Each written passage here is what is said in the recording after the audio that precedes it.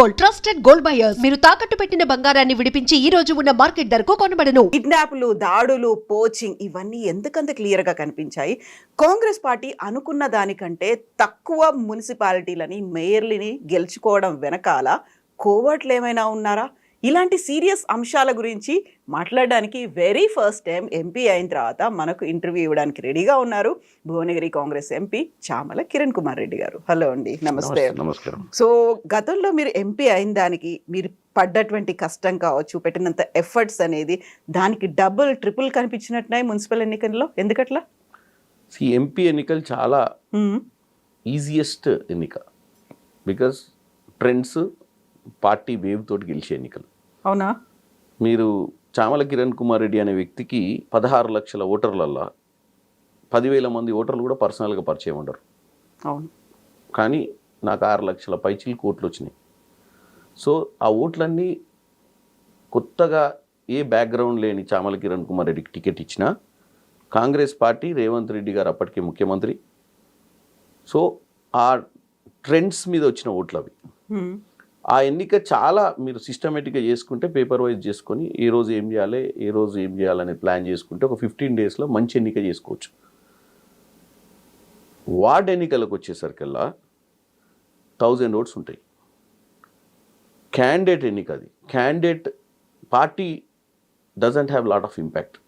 కాకుంటే party symbol మీద, party symbol, అదే నేను చెప్తున్నా, పార్టీ సింబల్ మీద వార్డ్ ఎన్నిక జరిగిన అభ్యర్థిని ఎన్నుకునేటప్పుడే అభ్యర్థికి ప్రజలకున్న సంబంధాలు చూసి టికెట్లు ఇవ్వాల్సిన సమయం అది. ఎందుకంటే ఆ 1000 మంది ఆ వాడలో ఉండే వాళ్ళందరూ గుర్తుపట్టే వ్యక్తికి ఇవ్వాలి. గుర్తుపట్టడం అంటే వాని మీద చెడు అభిప్రాయమో, గతంలో వాళ్ళను హెరాస్మెంట్ చేసినోడో, లేకపోతే గతంలో వాళ్ళ దగ్గర ఎక్స్టార్షన్ చేసినోడో లీడర్గా ఉండి అటువంటి వ్యక్తులకు టికెట్లు ఇచ్చినప్పుడు డెఫినెట్గా మనం ఎంత ప్రచారం చేసినా, ఎంత డబ్బు పెట్టినా, ఏ బ్రాండ్ ఉన్నా, చెయ్యున్నా, కారున్నా, ఏదున్నా వాళ్ళు బయటపడరు. ఎందుకు పడరంటే ఈ ప్రచారం అంతా ఒకెత్తు.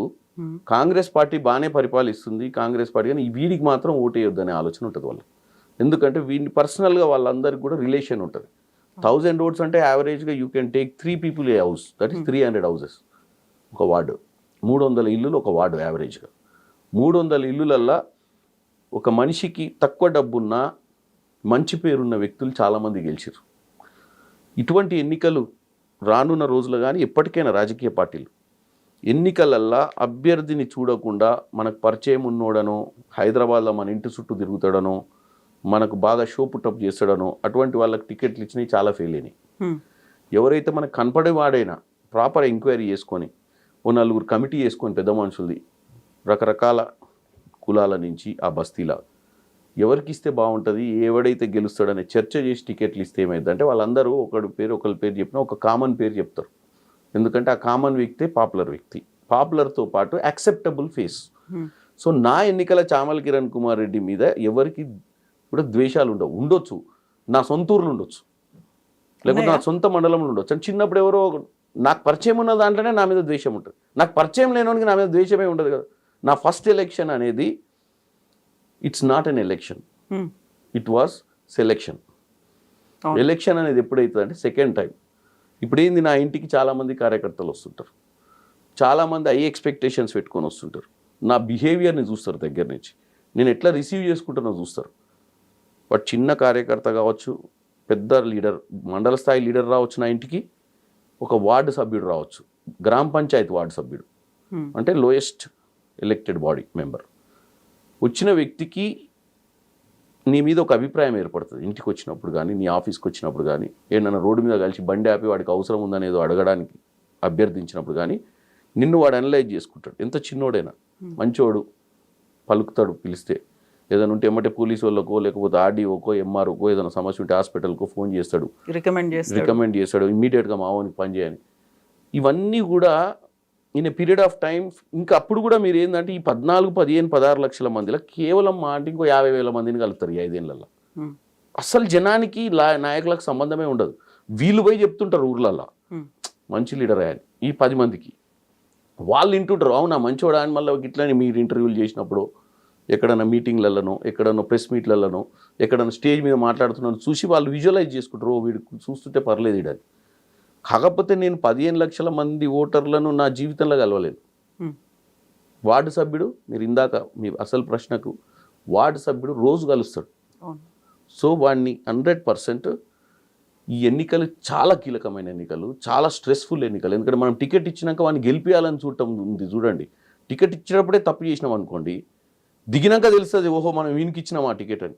వాడిని మళ్ళీ గెలిపించాలన్న ప్రయత్నం చేస్తుంటాం చూడండి, దట్ ఈస్ మోర్ స్ట్రెస్. ఎందుకంటే మనం పోయి వాని బదులు మనం బతలాడుతుంటాం ఓటర్లను. ఇక పోనీ ఒక్కసారి నెక్స్ట్ టైం ఇయ్యాం కానీ ఈసారి అయితే గెలిపియాను, మీకు దండం పెడతాను. వాడు అంటే వానికి ఎందుకు ఇచ్చిరండి టికెట్, ఆర్గ్యుమెంట్స్ ఉంటాయి. వాడి సంగతి తెలుసా, పోయినసారి నన్ను ఇట్లా హరాస్మెంట్ చేసిండు, ఆ పంచాయతీ అయితే వచ్చి వాళ్ళ సైడ్ వకాలత్ తీసుకుండు. ఇప్పుడు పంచాయతీలు అయితే ఆ బస్తీలో ఓ కుటుంబంలో ఒక భార్య భర్త పంచాయతీ అనుకుందాం. మనోడు మధ్యాహ్నం పోయి భర్తకు సపోర్ట్ చేసిన అనుకోండి, ఆ భార్య గుర్తుపెట్టుకుంటుంది, ఓహో ఈసారి మంచిగా ఈయనకి సినిమా చూపించాలని. మనోడు ఏమనుకుంటాడు, ఆ కుటుంబాన్ని చక్కదిద్దినా అనుకుంటారు. ఆ కుటుంబంలో ఆమె ఎప్పుడు గుర్తుపెట్టుకోడు, ఇష్టం ఉన్నట్టు మాట్లాడాడు మా ఆయన వంతు. ఇద్దరు భార్య భర్తలు కలిసే ఉంటారు, వీని మీద ఒక అభిప్రాయం భార్యకు ఉంటుంది, వీడు మా ఆయన దగ్గర ఎంతో అంత ఖర్చులకు తీసుకొని అలా పంచాయతీ చెప్పిండేమోనని. సో ఇట్లాంటి చాలా చిన్న చిన్న అంశాలు ఎన్నిక మీద కీలకంగా ప్రభావం చూపుతాయి. ఎవరు నోటి ముందు నీకు ఓటేయ అని చెప్పరు. పార్లమెంట్ ఎన్నికల్లో మీరు బూత్ బయట నిలబడండి, ఏ పార్టీకి వేసినా అంటే ఇట్లా అంటాడు చేతికి, ఏ కార్కి వేసినా అంటాడు. వార్డులా చెప్పడు అంటుంటాడు నువ్వు ఏదనుకుంటుందని. ఎందుకంటే రేపు పొద్దున మొఖాలు చూసుకోలేదు ఓటేయలేదంటే, ఇంటి ముందే ఉంటాడు ఓ నాకు ఓటేయలేదు ఆ రోజు చెప్పినావు కదా అంటారు. అందుకే వీళ్ళు ఈ ఎన్నిక అనేది స్తబ్దత ఉంటుంది. ఈ ఎన్నిక ఎవరికి వేసిర్రో వాళ్ళ మనస్సాక్షికే తెలుస్తుంది. ఇన్ఫ్లుయెన్స్ చేసినప్పుడు ఈ ఎన్నికలలో వర్కౌట్ కదా, అందుకే it's stressful, lot of stress ఉంటుంది. సో అందుకే డే 1 లీడర్స్ని మనం టికెట్లు ఇచ్చేటప్పుడే if you do good exercise, probability of winning is very high in the lower body elections, అంటే లోయెస్ట్ ఎలక్షన్. ఈవెన్ నేను పార్లమెంట్ సభ్యునిగా గెలవడం ఈజీ, నాకు వార్డ్ టికెట్ ఇస్తే గెలవకపోవచ్చు. ఎందుకంటే నేను 1000 మందిని సాటిస్ఫై చేయలేని పరిస్థితి ఉండొచ్చు, వాళ్ళందరూ ఈగో సాటిస్ఫై చేయకపోవచ్చు. ఇంట్లో ఏంటంటే నాకు ఒక 1000 మంది నాకు పరిచయం ఉన్న వాళ్ళు నచ్చకపోయినా 90,000 మంది బయట వాళ్ళు ఉంటారు, పరిచయం లేని వాళ్ళు వేస్తారు ఓట్లు. అక్కడ there is no option. So it's toughest election in across elections. వీటిలల్లో ఓ పార్లమెంట్ సభ్యుని మనం గెలిచినాం కదా అని చెప్పి మనం ఏదో పెద్ద సీనియర్ లీడర్ అని ఏముండదు. అక్కడ పోయినప్పుడు ఆ ఎన్నిక చూసినప్పుడు this is the greatest experience I have, especially where I worked in the municipalities. ఈ ఎన్నిక చూసినాక నాకు ఇది మనం ఎంత ఆక్స్ఫర్డ్ యూనివర్సిటీ, హార్వర్డ్ యూనివర్సిటీ పోయినా కానీ ఈ వాస్తవంగా హ్యూమన్ సైకాలజీ ఎట్లుంటుంది, కేస్ స్టడీలు అర్థమైపోయినాయి, ఎంత స్ట్రెస్ ఉంటుంది, ఈ క్యాంప్ రాజకీయాలు ఎట్లుంటాయి, ఈ క్యాంప్ రాజకీయాలలో ఎట్లా సైకాలజీ. అంతకుముందు వాడు కాళ్ళకు దండం పెట్టి టికెట్ ఇచ్చేటప్పుడు తర్వాత కిరణ్ కుమార్ రెడ్డి నాయకత్వం వదిలాలంటోడు కూడా ఎట్లా బిహేవ్ చేస్తాడు లాస్ట్ మినిట్లో, ఎట్లా ఓలటైల్ అవుతాడు అనేది it's a very great experience in the municipal polls. So local body elections 2 elections ని మీరు ఫేస్ చేసిండ్రు. For the first time MP అయిన తర్వాత వచ్చినవి. సో మీరు అన్నారు గ్రేట్ ఎక్సర్సైజ్ చేయాలి అనేది. ఎలక్షన్స్ అయినాయి, రిజల్ట్స్ వచ్చింది, ఆ తర్వాత కూడా బోల్డ్ అంతా కసరత్తు చేసిండ్రు. మన తెలంగాణలో 3 మున్సిపాలిటీలు వీటి గురించి మాట్లాడుకుంటున్నారు. ఒకటి తొర్రూరు, జనగాం, కేతనపల్లి. సో జనగాంలో మీరు రోల్ ప్లే చేసిండ్రు, చాలా కీలకమైంది, అది క్రూషియల్, కాంట్రవర్సీస్ కూడా అయినాయి. జనగాం అనేది నాకు బేసిక్గా నేను తుంగతుర్తి నియోజకవర్గంలో మా సొంత విలేజ్. జనగాం నాకు చాలా తక్కువ పరిచయం, అంటే ప్రోగ్రామ్స్ అటెండ్ అవుతుంటా. జనగాంలో ఉన్నటువంటి నాయకులతో కూడా తక్కువ సంబంధం. వాళ్ళు ఎప్పుడైనా నా దగ్గరకు వస్తే ఏ స్థాయి నాయకులు, ఓ సెకండ్ లెవెల్ నాయకుల వరకే పరిచయం ఉంటుంది. ఈ కింది స్థాయి నాయకులు మనకు పరిచయం ఉండరు. మొట్టమొదటిసారిగా మనం కింది స్థాయి నాయకులను ఫస్ట్ టైం చూసినాం. ఇంకొకటి పెద్ద డ్రాబ్యాక్ ఉంటుంది లీడర్లకు, మాకు చాలా కాన్సన్ట్రేషన్ ఉండాలి మనం పబ్లిక్లో ఉన్నప్పుడు. 2-3 సార్లు మిమ్మల్ని తీసుకొచ్చి నాకు పరిచయం చేసిరు అనుకోండి, నేను ఎక్కడో ఆలోచిస్తుంటా మీకు హల్లో చెప్పి ఆర్టిఫిషియల్ అప్రోచ్ చేసిన అనుకోండి, 4th time also I still don't recognize you met me 3 times అనుకోండి. ఆ 4th టైం వాడు ఏమి ఎక్స్పెక్ట్ చేస్తాడంటే, ఆ స్థాయి లీడరు పేరు పెట్టి పిలుస్తాడని ఎక్స్పెక్ట్ చేస్తాడు నన్ను, పలకరిస్తారు, ఊరు గురించి మాట్లాడతారు. నేను ఇంకా కొత్తగా చూసింది అనుకోండి ఆయనను, 3 టైమ్స్ కలిసినప్పుడు ఐ వాజ్ నాట్ కాన్సన్ట్రేటింగ్. ఒక 50 మంది ఉంటారు, టక్క పరిచయం చేస్తారు, లక్ష్మయ్య, నర్సయ్య, యాదయ్య, ఈయనది ఈ ఊరు, ఈయనది ఊరు. మనం ఏం చేస్తుంటాం అంటే ఎక్కడో హైదరాబాద్లో ఓన్ గురించి ఆలోచిస్తుంటాము. వాడు ఫోన్ ఇస్తుంటాడు, వాడు వీడు గుంజుతుంటాడు, వాడు గుంజుతుంటాడు. ఆ పరిచయం లేదంటే అప్పుడు అంటే బాగున్నాం ఇట్లా కౌగిలించుకుంటాం, కానీ వీఆర్ నాట్ ఆ natural. But that effects you after 2-3 times. వాడు వస్తాడు, కౌగిలించుకున్న ఫోటో ఉంటుంది మన దగ్గర, వాడు డీపీ పెట్టుకుంటాడు, తర్వాత సడన్గా వాడు ఏమనుకుంటాడు, ఆ ఊర్లో ఏమనుకుంటారు అని అంటే కిరణ్ కుమార్ రెడ్డికి బాగా దగ్గర, రేవంత్ రెడ్డికి దగ్గర, లేకపోతే ఇంకో రాహుల్ గాంధీ దగ్గర పోయి ఫోటో దిగొస్తే దగ్గర. అదే రాహుల్ గాంధీ, అదే రేవంత్ రెడ్డి, అదే కిరణ్ కుమార్ రెడ్డి ఆ ఊరికి పోయినప్పుడు ఆ ఊరోళ్ళు ఇచ్చిన పర్సెప్షన్లో కనుక నేను ఆ ఊరికి పోయినప్పుడు వాడు వచ్చినప్పుడు వాడిని గమ్మత్తుగా చూసిన అనుకోండి అందరి ముందు, మీరు ఫెయిల్ అయిపోయినట్టే. వాడు ఏమైతే వాడు ఎంత డిమోరలైజ్ అవుతాడు అంటే ఊరోళ్ళ ముందు ఫస్ట్ వాడు ఏమనుకున్నాడు, నా కిరణ్ కుమార్ రెడ్డి పిలిస్తే వస్తాడు రా అని చెప్పినోడు గుర్తే పడలేదు కదరా నిన్ను అన్నాడు అనుకోండి. సో ఇవన్నీ కూడా లీడర్కి it's challenges, it's not an easy task. So ఈ లోకల్ బాడీలో మనం జనగాం పోయినప్పుడు చాలామందిని నాకు గుర్తుపట్ట నేను, అందరు నన్ను కలిసి ఉంటారు. టికెట్లు డిసైడ్ చేయడం ఫ్యాక్టర్స్ కానీ ఏది కానీ నాకు సంబంధం లేని సబ్జెక్ట్ అది. కాకపోతే నేను అబ్జర్వర్గా పోయినా, అక్కడ స్థానిక నాయకులు టికెట్లు డిక్లేర్ చేస్తారు. పోయినప్పుడు ఒక కుర్చీ వేసుకొని ఇంకా మిగతా ఇంపార్టెంట్ లీడర్లతో ఒక్కొక్క వార్డు గురించి ఈ వార్డు చెప్పండి, ఎవరికి ఇద్దాం అనుకుంటారు, ఎందుకు ఇద్దాం అనుకుంటారు, గెలుస్తాడా, ఏం చేస్తాడు అనే దాంట్లో మనకేంటంటే నేను ఇందాక ఏదైతే ఫస్ట్ చెప్పినా చూడండి మీకు క్లాజ్, కొన్ని కండిషన్స్ ఉన్నాయి అంటే ఆ వ్యక్తిని యాక్సెప్టబుల్ ఉందా అని మనం గ్రౌండ్లో పోయి తెలుసుకోలేదు. ఈ 5 ఎవరైతే ప్యానెల్లో కూర్చురు కదా, ఈ 5 చెప్పిన దాన్ని మనం ప్రైమరీ ఇన్ఫర్మేషన్ కింద తీసుకుంటాం, వాళ్ళ ఒపీనియన్ అంతే. గ్రౌండ్ జీరో రిపోర్ట్ అనేది స్థానికంగా ఉన్న ఎమ్మెల్యే స్థాయి నాయకుడు, స్థానికంగా మున్సిపల్ చైర్మన్ కావాలనుకుంటే అభ్యర్థికి ఎక్కువ ఎక్సర్సైజ్ చేయాలి. ఎందుకంటే is focusing for something big with this election. మేమేంది అధిష్టానం చెప్పింది కాబట్టి అక్కడ కూర్చొని తప్పులు జరగకుండా చేద్దామన్న ఆలోచనతో దిగినోని నేను.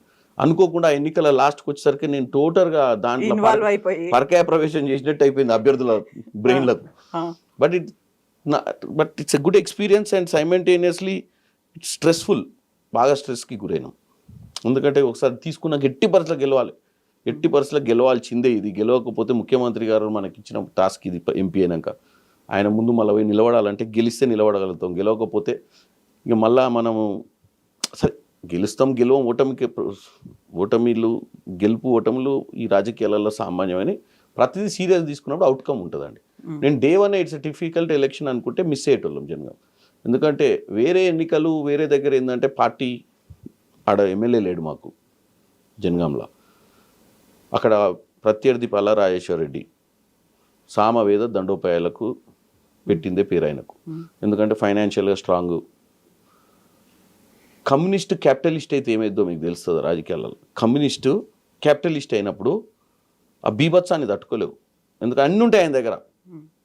కాకపోతే ప్రభుత్వం మీ దగ్గర ఉంది కదా, మీ పవర్ఫుల్, మోస్ట్ పవర్ఫుల్ కదా. నేను అదే చెప్తున్నాండి, పవర్ఫుల్ ఉన్న selection of the candidates miss అయిన తర్వాత, ఎసెన్స్ ఆఫ్ లవ్ మిస్ అయిన తర్వాత, connection between the candidate and the leader. Chamala Kiran Kumar రెడ్డికి కానీ అక్కడ ఉన్నటువంటి స్థానిక నాయకులకు కానీ అక్కడ ఉన్నటువంటి నాయకులతో ఉన్న సత్సంబంధాలు కూడా చాలా ఇంపార్టెంట్ ఫ్యాక్టర్ దీంట్లో. రాజకీయాలలో ఎవరు చేయాలన్నా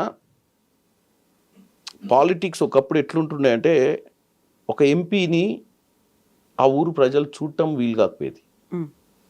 ఎందుకంటే అప్పుడు ట్రాన్స్పోర్ట్ కష్టం ఉంటుండే, ఒక అంబాసిడర్ కారు ఉంటుండే, బిఎన్ రెడ్డి గారు. ఎందుకంటే వాళ్ళు ఎప్పుడు కూడా నాకు తెలిసి in their lifetime when they have been MPs, I don't think they would have reached any villages. అప్పుడు మొబైల్ ఫోన్లు ఉండకపోయేది, ఈవెన్ ఇంటికాడ ఫోన్లు కూడా ఉండకపోయేది, ఎక్కడో ఒక ల్యాండ్ లైన్ కూడా ఉండకపోయేది. ఏదో పీపీ నెంబర్లు అక్కడక్కడ ఊర్లో ఒక ఫోన్ ఉంటుండే, ట్రంకాలు కొట్టాలి. ఎంపీ అనే వ్యక్తి ఇప్పుడు ఎంత ఇదైపోయిందంటే మొబైల్ ఫోన్లో ఇప్పుడు నాకు ఫోన్ వచ్చింది అనుకోండి, ఆ సార్ ఎక్కడుర్రు అంటాడు. ఫస్ట్ ఆఫ్ ఆల్ నాకు ప్రాబ్లం ఉంటుంది, ఎవరు నువ్వు అనలేం, వాడు నెంబర్ రిజిస్టర్ అయ్యి ఉండదు, వాడు ఎంత క్లోజ్గా మాట్లాడదా ఆ కిరణ్ ఏడున్నావు అంటాడు, ఎవడరా నువ్వు అన్నావు అనుకో, అంటే నా నెంబర్ లేదా అన్న నీకు అడా అంటాడు. అంటే ఇంతేనా అన్న ఎలక్షన్లో అప్పుడు మొత్తం నాతోటి తిరిగినావు అన్నావు అనుకో, నువ్వు వాడిని రీకలెక్ట్ చేసుకొని ప్రాబ్లం అయింది నీకు. టిపికల్ సిచ్యుయేషన్స్ ఉంటాయి. అంటే అంత ఫియర్ ఉండాలి లీడర్కి. క్యాడర్ అంటే భయం ఉన్నోడు పెద్ద లీడర్ అవుతాడు. క్యాడర్ని తక్కువ చూపు చూసి ఇక గెలిచినాం కదా, ఎవర్రా నువ్వు ఎందుకు చేసినావురా, ఇదే టైం అరా ఫోన్ చేసేదన్నావు అనుకోండి, వాడు 50 మందికి చెప్తాడు మన గురించి, వాడు అవలాడవాడని. మళ్ళీ చేయొద్దు ఫోన్, మళ్ళీ ఒకటే చేయొద్దు అని కోటు కూడా వేయొద్దు. వచ్చినప్పుడు కూడా దూరం నుంచి చూస్తుంటాడు. మనం ఏదో ట్రై చేసి గుర్తుపట్టినట్టు తర్వాత చిన్నగా వానితోటే చెప్పించుకొని అరే నువ్వు అరే అని కాకుండా ఏదో కనెక్ట్ కావాలి. అంటే ఎంత మనకు వీలైతే అంత కార్యకర్తల్ని దగ్గర తీసుకునే భావజాలు. వాడి ఇంటికి వచ్చినప్పుడు వాడిని ఫస్ట్ పార్టీ అడుగుతూ, ఏ పార్టీ అనేదని, ఓటేసినావు అనొద్దు, నీ బూత్లు ఎన్నోట్లు వచ్చినాయి రా భయ్, మీరందరూ కలిసి నన్ను ఓడగొట్టాలని చూసిరా. ఓడిపోయిన ఎమ్మెల్యే కూడా ఇంకా ఎక్కువ లౌక్యంగా ఉండాలి, ఎందుకంటే నెక్స్ట్ టైం గెలవాలి కాబట్టి. ఈరోజు ఓటేసినోడు రేపు ఓటు వేయాలని రూల్ లేదు. ఈరోజు ఓటు వేయనోడు రేపు ఓటు వేయడని రూల్ లేదు. కాబట్టి మనిషిని మనిషి లెక్క చూడాలి, వచ్చినోనికల్లా సర్వీస్ చేయాలి. నువ్వు దొరికితేనే, దొరకకపోతే వాడు బ్యాడ్ లక్. నా ఇంటికి పొద్దున 8 వస్తారు. నేను రాత్రి ఎప్పుడన్నా ఇట్నే పార్టీలు అటెండ్ అయ్యి లేట్ అయ్యి పోయి పడుకున్నా, లేట్గా లేచుడు కాదు, మా వైఫ్ వచ్చి చెప్తుంది నాకు ఆల్రెడీ వచ్చిర్రన్న సప్పుడిన్న తర్వాత నిద్రపట్టదు నాకు. ఎందుకంటే అరే ఎంతసేపు కూర్చోబెడతాం, పోయి ముఖం కడుక్కొని పోయి ఫస్ట్ కలిసి తర్వాత వచ్చి మళ్ళీ ప్రిపేర్ అవుదామని. నా ఇంటికి 8 గచ్చిబౌలికి వచ్చిర్రంటే వాళ్ళు జనగాం నుంచి వచ్చిండా, తుంగతుర్తి నుంచి వచ్చిండా, నెకర్కల్ నుంచి వచ్చిండా, ఇబ్రాహీంపట్నం, ఎవడైనా 4 లేచి ఉండాలి వాళ్ళ ఇంట్లో. ఒక ఆశతోటి అంత దూరం నుంచి ఎంపీ గారు కలిస్తే నా బాధ ఏంటి ఇమీడియట్గా ఆ పోలీసు అనుకో, ఆ రెవెన్యూకో, ఆ పర్టికులర్ ఆఫీసర్లకు ఫోన్ చేస్తాడు, నా పని ఏమైనా అవుతుందని ఆశతోటి వస్తాడు. మనం ఇంట్లో ఉండి వాడిని 1 గంటన్నర కూర్చోబెట్టి వాడు టిఫిన్ తింటాడో తినడో తెలియదు. మనం 1 గంటన్నర వండుకొని 10 11 లేచి వాడు 8 వస్తే కలిసినాం అనుకోండి, వాడు సగం అప్పటికే వాడు ఫినిష్ అవుతాడు సైకలాజికల్గా. మనం వీలే 2 నిమిషాలు మాట్లాడి వాని పని ఇద్దా కాదా మనకు తెలియదు. కొన్ని కాంప్లికేటెడ్ పనులు ఉంటాయి, కొన్ని ఈజీగా అయిపోయే పనులు ఉంటాయి, కొన్ని ఒరిజినల్గా వాడికి ప్రాబ్లం ఉన్నప్పుడు మనం కూడా ఆఫీసర్లను తోమొదిలి పెడతాం ఎవరైనా ఆఫీసర్ అరెస్ట్ చేసినా. కొన్ని ఉంటాయి వీళ్ళ తప్పులు కూడా ఉంటాయి, ఆఫీసర్లకు కూడా చేయలేని పరిస్థితి ఉంటుంది. But end of the day వానికి ఫోన్ కాల్ కొట్టాల్సిందే, మనం ఆయన ముందు ఆఫీసర్తో మాట్లాడాల్సిందే, మనం ఒక లెటర్ ఇవ్వాల్సిందే, ఫీజు తగ్గియమని వస్తారు కాలేజీలకు. అందరు కాలేజీలు తగ్గియరు, కానీ మనం ఫోన్ కాల్ కొడితే 5,000 తగ్గిస్తారు, 10,000 తగ్గిస్తారు, లక్షలు తగ్గియరు. అదో satisfaction. You try whether delivery happens or not, but candidate వచ్చినోడు సాటిస్ఫై. ఇంత దూరం వచ్చినందుకు నాకు ప్రయత్నం చేసిండు, ఆ ఆఫీసర్ నన్ను రమ్మన్నాడు, పోయిండు, పని అయిందా కాదా సెకండరీ. ఈ క్యారెక్టర్ చాలా ఇంపార్టెంట్. ఇవన్నీ కూడా ఎప్పుడు మనకైతే అంటే ఈ లోకల్ బాడీ ఎలక్షన్స్ వచ్చినప్పుడు ఈ కనెక్టివిటీ మిస్ అవుతుంది, లీడర్లకు అర్థం కావట్లే. ఈ రాజకీయాలు అనేది గత జన్మలో ఏదో పాపం చేసుకుంటేనే నువ్వు పెద్ద లీడర్ అవుతావు. అవునా? ఎందుకంటే నీకు ఒరిజినల్ లీడర్ అయితే రెస్ట్లెస్ ఉంటావు నువ్వు. Every minute you have a task. అంటే మనం మంచిగా లగ్జరీగా ఎంజాయ్ చేద్దామన్నా ఎవరికో సమస్య ఉండి నీకు ఫోన్ వచ్చినప్పుడు ఆ సమస్య నీ సమస్య లెక్క ఫీల్ అయినప్పుడు నువ్వు original politician is nothing but you are restless. దులుపుకొని పోవాలంటే అన్ని దులుపుకొని పోవచ్చు, ఎవడరా మళ్ళీ ఎన్నికలు వచ్చినప్పుడు పైసలు ఇచ్చి గెలుపుతాం వీళ్ళందరికీ సర్వీస్ చేస్తారా అనేటోడు ఓడి ఉంటాడు. కానీ ఇప్పుడు చాలా హై ఎండ్కి వెళ్ళిపోయినాయి election. I don't think that politician is. నేను ఒక యంగ్స్టర్ ఎవరైనా వచ్చి నన్ను అడిగితే నేను రాజకీయ నాయకుడు కావాలంటే నేను ఫస్ట్ అని టెస్ట్ చేస్తాను. అసలు నువ్వు రాజకీయ నాయకుడు కావాలంటే నీ స్టెబిలిటీ ఏందని, నీ కన్సిస్టెన్సీ ఏంది, కొసదాకుంటావా, సగంలో పోతే వాడు ఫినిష్. ఇది హాఫ్ వే ఫైట్ కాదు, ఇది you have to fight to the end. Even ఎలక్షన్స్లో కూడా మీరు లాస్ట్ డే కౌంటింగ్ అయిపోయిన దాకా ఫైట్లు ఉండాలి. ఎవరో వచ్చి నువ్వు గెలుస్తున్నావు అన్నాక ఎక్కడన్నా మిస్ అయినావు అనుకో 80% లాస్ట్ 20%లో కూడా you can give up election unless నువ్వు నీ బూత్ ఏజెంట్ ఆ 17C ఫామ్ తీసుకొని ఎన్నోట్లు పడ్డాయో స్టాంప్ వేసిన దాకా నువ్వు మానిటర్ చేస్తేనే ఎలక్షన్ చేసినట్టు. ముందు రోజు పైసలు వంచేసినాము, మందు వంచేసినాము అని చెప్పేసి ఎటో పోయి గెలిచినాము, అయిపోయా మొత్తం అయిపోయిందంటే ఏం కాదు ఆడ ఎలక్షన్. ఇప్పుడున్న ఎలక్షన్స్ పోల్ మేనేజ్మెంట్ లేని ఎలక్షనే చేయలేవు. పోల్ మేనేజ్మెంట్, ఓటర్ ఈ రోజు కూడా చెప్తున్నా, ఈ ఎన్నికలలో నేను ప్రయత్నం చేసిన, ఓటర్ లిస్ట్ పట్టుకొని టిక్కులు కొట్టుకొని రమ్మని చెప్పిన. ఎంతమంది నీకు ఓట్లు వేస్తారో నీ మనస్సాక్షికి తెలిసిన ఓట్లు టిక్ కొట్టుకుంటారు. 1000 మందే కదా, చేస్తే నీకే తెలుస్తుంది కదా. ఇప్పుడు కవిత గారు ఓటు వేస్తారా ఏరా మనకు? కవిత ఎందుకంటే లాస్ట్ టైం కవిత ఒకసారి నేను ఏదో అన్నా సీరియస్ అయింది, హట్ అయింది. ఇది కొద్ది కష్టమే సార్, అడిగి చూస్తా, ఇదైతే గ్యారంటీ చేస్తాడు సార్, ఇది మనం అంటే భలే ఇష్టము. అట్లా టిక్కులు కొట్టుకునే స్థాయికి ఉండాలి రాజకీయం. ఆ 1000 ఓట్లకు ఈ 1000 ఓట్లు వేయించేటోడే రేపు నా ఎన్నికలల్లో కూడా, నా ఎన్నికలల్లో 2200 వార్డులు ఉంటాయి. అంటే వార్డుకి 1000 ఓట్లే కదా, నాకు 2200 బూతులు ఉన్నాయి. ఒక్క బూత్కి 1000-1200 ఓట్లు ఉంటాయి. అంటే ఈ ఎన్నికని పర్ఫెక్ట్గా చేస్తే మనకు ఆ ఎన్నిక చేసేటోడు ఎవడో దొరికితే పెద్ద ఎన్నికలు కూడా ఈజీ అవుతాయి మనకు, ఆ మార్కింగ్ చేసేటోళ్ళు ఎవరు అనేది తెలిస్తే. సో ప్రతి ఎన్నిక కూడా మనకు ఒక ఫౌండేషన్ బ్రిక్ అనుకోవాలి. ఈ ఎన్నికలన్నీ కూడా రేపు జనరల్ ఎన్నికలలో ఎవరు మంచోడు ఎవడు ఎవడు నిజంగా కార్యకర్త, ఎవడికి గ్రిప్ ఉందనేది తెలిసేది కూడా ఈ ఎన్నికలలోనే. బెంచ్ మార్క్ లాగా. తర్వాత వాళ్ళని గ్రూమ్ చేసుకోనికి కూడా మనకు కెపాసిటీ పెరుగుద్ది. ఏది ఈ ఎన్నికలలో బాగా మార్క్ చేసి చెప్పిన నోట్లు తెచ్చినోడు ఎవడని. సార్ మనకు 600 వస్తాయి సార్ అంటాడు. ఎట్లరా అంటే నేను చెప్తున్నా కదా సార్, మళ్ళీ మనం పోస్ట్ మార్టం, నేను ఏమంటున్నా, ఎన్నిక ఫెయిల్ అయితే పోస్ట్ మార్టం చేసి ఏం తప్పు చేయరు. సక్సెస్ అయినా కానీ పోస్ట్ మార్టం ఉండదు. సక్సెస్ అయినాక అట్లీస్ట్ నువ్వు ఒక రివ్యూ పెట్టుకొని ఎవడు వాస్తవంగా నీ కోసం పనిచేసిండు, ఎన్నిక గెలిపేందుకైంది, ఎవడి వల్ల గెలిపోయిందో వాడిని అప్రిషియేట్ చేయాలి, వాడిని రెసిప్రోకేట్ చేయాలి, వాడికి నీ ప్రేమను చూపించాలి, వాడిని చార్జ్ చేయాలి. సో దట్ వాడు మళ్ళీ ఒక ఫేస్లు ఉంటాడు. వాడిని ఎన్నిక అయిపోయిన తర్వాత మనం వాడిని పట్టించుకోలేదు అనుకోండి. ఈరోజు ఎన్నికలు అయిపోయినాయి, అందరు చైర్మన్లు ప్రమాణ స్వీకారం చేసాం, మనం హైదరాబాద్ వచ్చేసినాం. ఆ వార్డులో నిన్నటిదాకా వాళ్ళతో యాక్టింగ్ చేసినాం, తమ్ముడు అన్న అక్క అని. ఇంకో వారం రోజుల తర్వాత మనం పోయి వాళ్ళని పలకరిస్తే మనం స్ట్రాంగ్ లీడర్ అవుతాం. వాడిని అసలు టోటల్గా మళ్ళీ ఇంకో ఎన్నిక వచ్చిన దాకా వాడిని పలకరియలేదు అనుకోండి, సరే ఏదో చేసి ఉంటాం మంచి వచ్చాడు అది పక్కన పెట్టండి, అవన్నీ ఒక ఎత్తు. మళ్ళీ ఇది కూడా చాలా ఇంపార్టెంట్, ఏది ఈ సంబంధాలు, ఫాలో అప్లు, మంచిగా చేసిన వాడిని అప్రిషియేట్ చేయడం, వాడిని పిలిచి ఛాయ్ తాపియడం, పోయినప్పుడు వాడిని అందరి ముందు పొగడడం. అది ఏమైందంటే మనకు లీడర్, అందుకే నేనేమంటున్నా, లీడర్ అనేట ఆయనకు this is one success is not the end of the job. If you want to continue in politics, if you want to contest n number of times.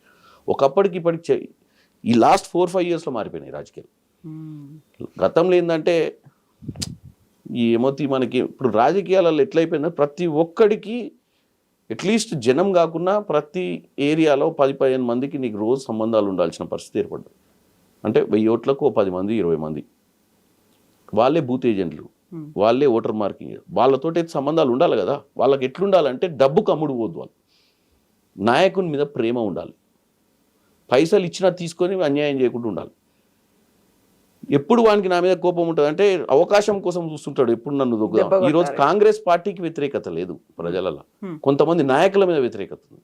ఎందుకంటే ఈ నేను చెప్పిన క్యారెక్టర్ సూట్ కావట్లేవు. అందులో వీళ్ళు ఎమ్మెల్యే లేరు, పెద్ద పెద్ద లీడర్ లేరు, గతం లేని వాళ్ళు కూడా ఇలా.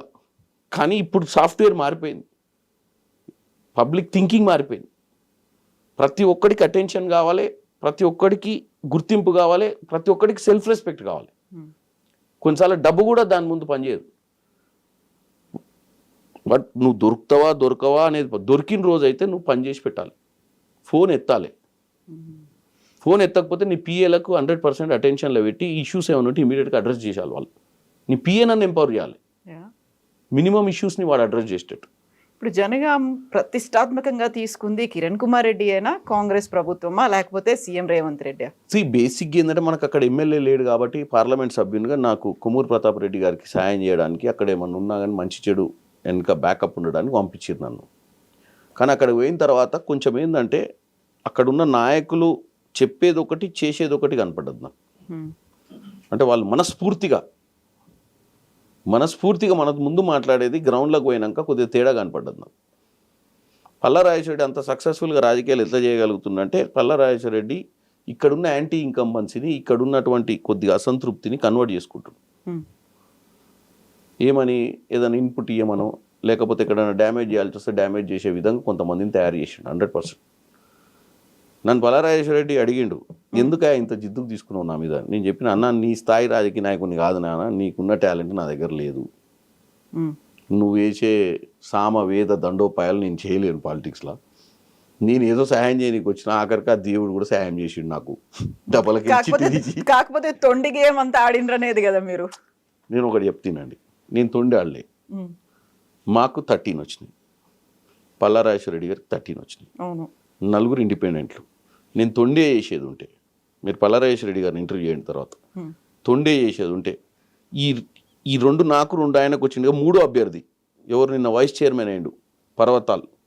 ఈ పర్వతాల్ అనే వ్యక్తిని మా వార్డ్ అధ్యక్షుడు, అంటే కాంగ్రెస్ పార్టీ వార్డ్ ప్రెసిడెంట్, మేము బీఫామ్ ఇవ్వలేదని ఇండిపెండెంట్ వేసి గెలిచిన నిమ్మటే వెహికల్స్లో తీసుకొస్తారు, ఎక్కడి నుంచి, జనగాం నుంచి హైదరాబాద్కి. భువనగిరి దగ్గర ఒక ఫోర్ట్ గ్రాండ్ హోటల్లో ఛాయ్ తాగుతున్నంటే నేను ఇమీడియట్గా అక్కడికి వెళ్ళి లోపల కూర్చోబెట్టుకున్నాను. బయట పోలీసులు అందరు ఉన్నారు, ఎవరిని లోపల పంపేయండి, మనతో మాట్లాడాలని. 1 hour 1.5 hour మాట్లాడిన పల్లా రాజేశ్వరి అందరూ వచ్చారు, ఎవరిని లోపల రానియొద్దు, నేను పల్లా నాకు ఫోన్ చేస్తుండు రాజేశ్వర రెడ్డి ఎత్తలే ఫోన్.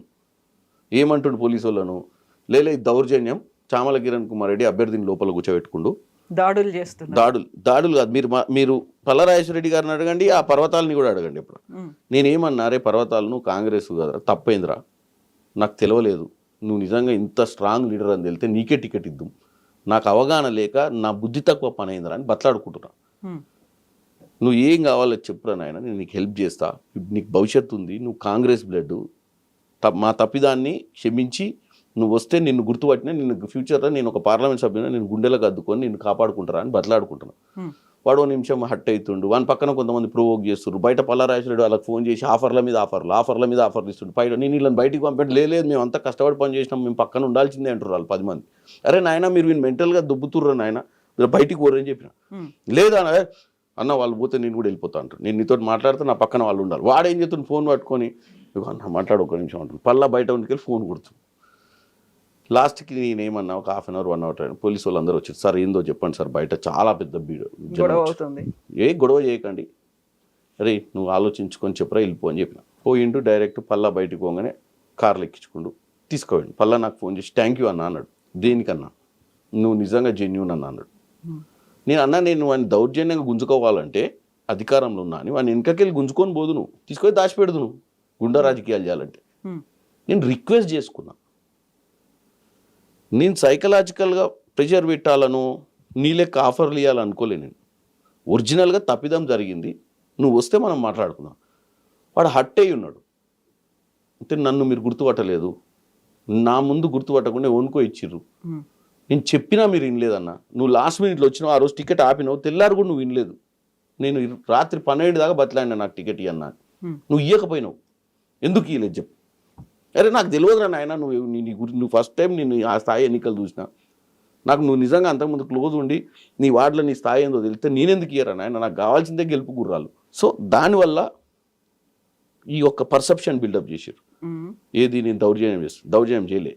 కాకుండా బస్సులో నుంచి మీరు దాడులు చేసిండ్రు, వెహికల్లో పోయి ఫాలో అప్ చేసి వాళ్ళని. అయితే ఏనండి ఏమైందంటే ఇంకోటి చెప్తా, ఒక కేసు ఫైల్ అయింది. ఏ రోజు first meeting municipal returning officer పెట్టిన మీటింగ్ రోజు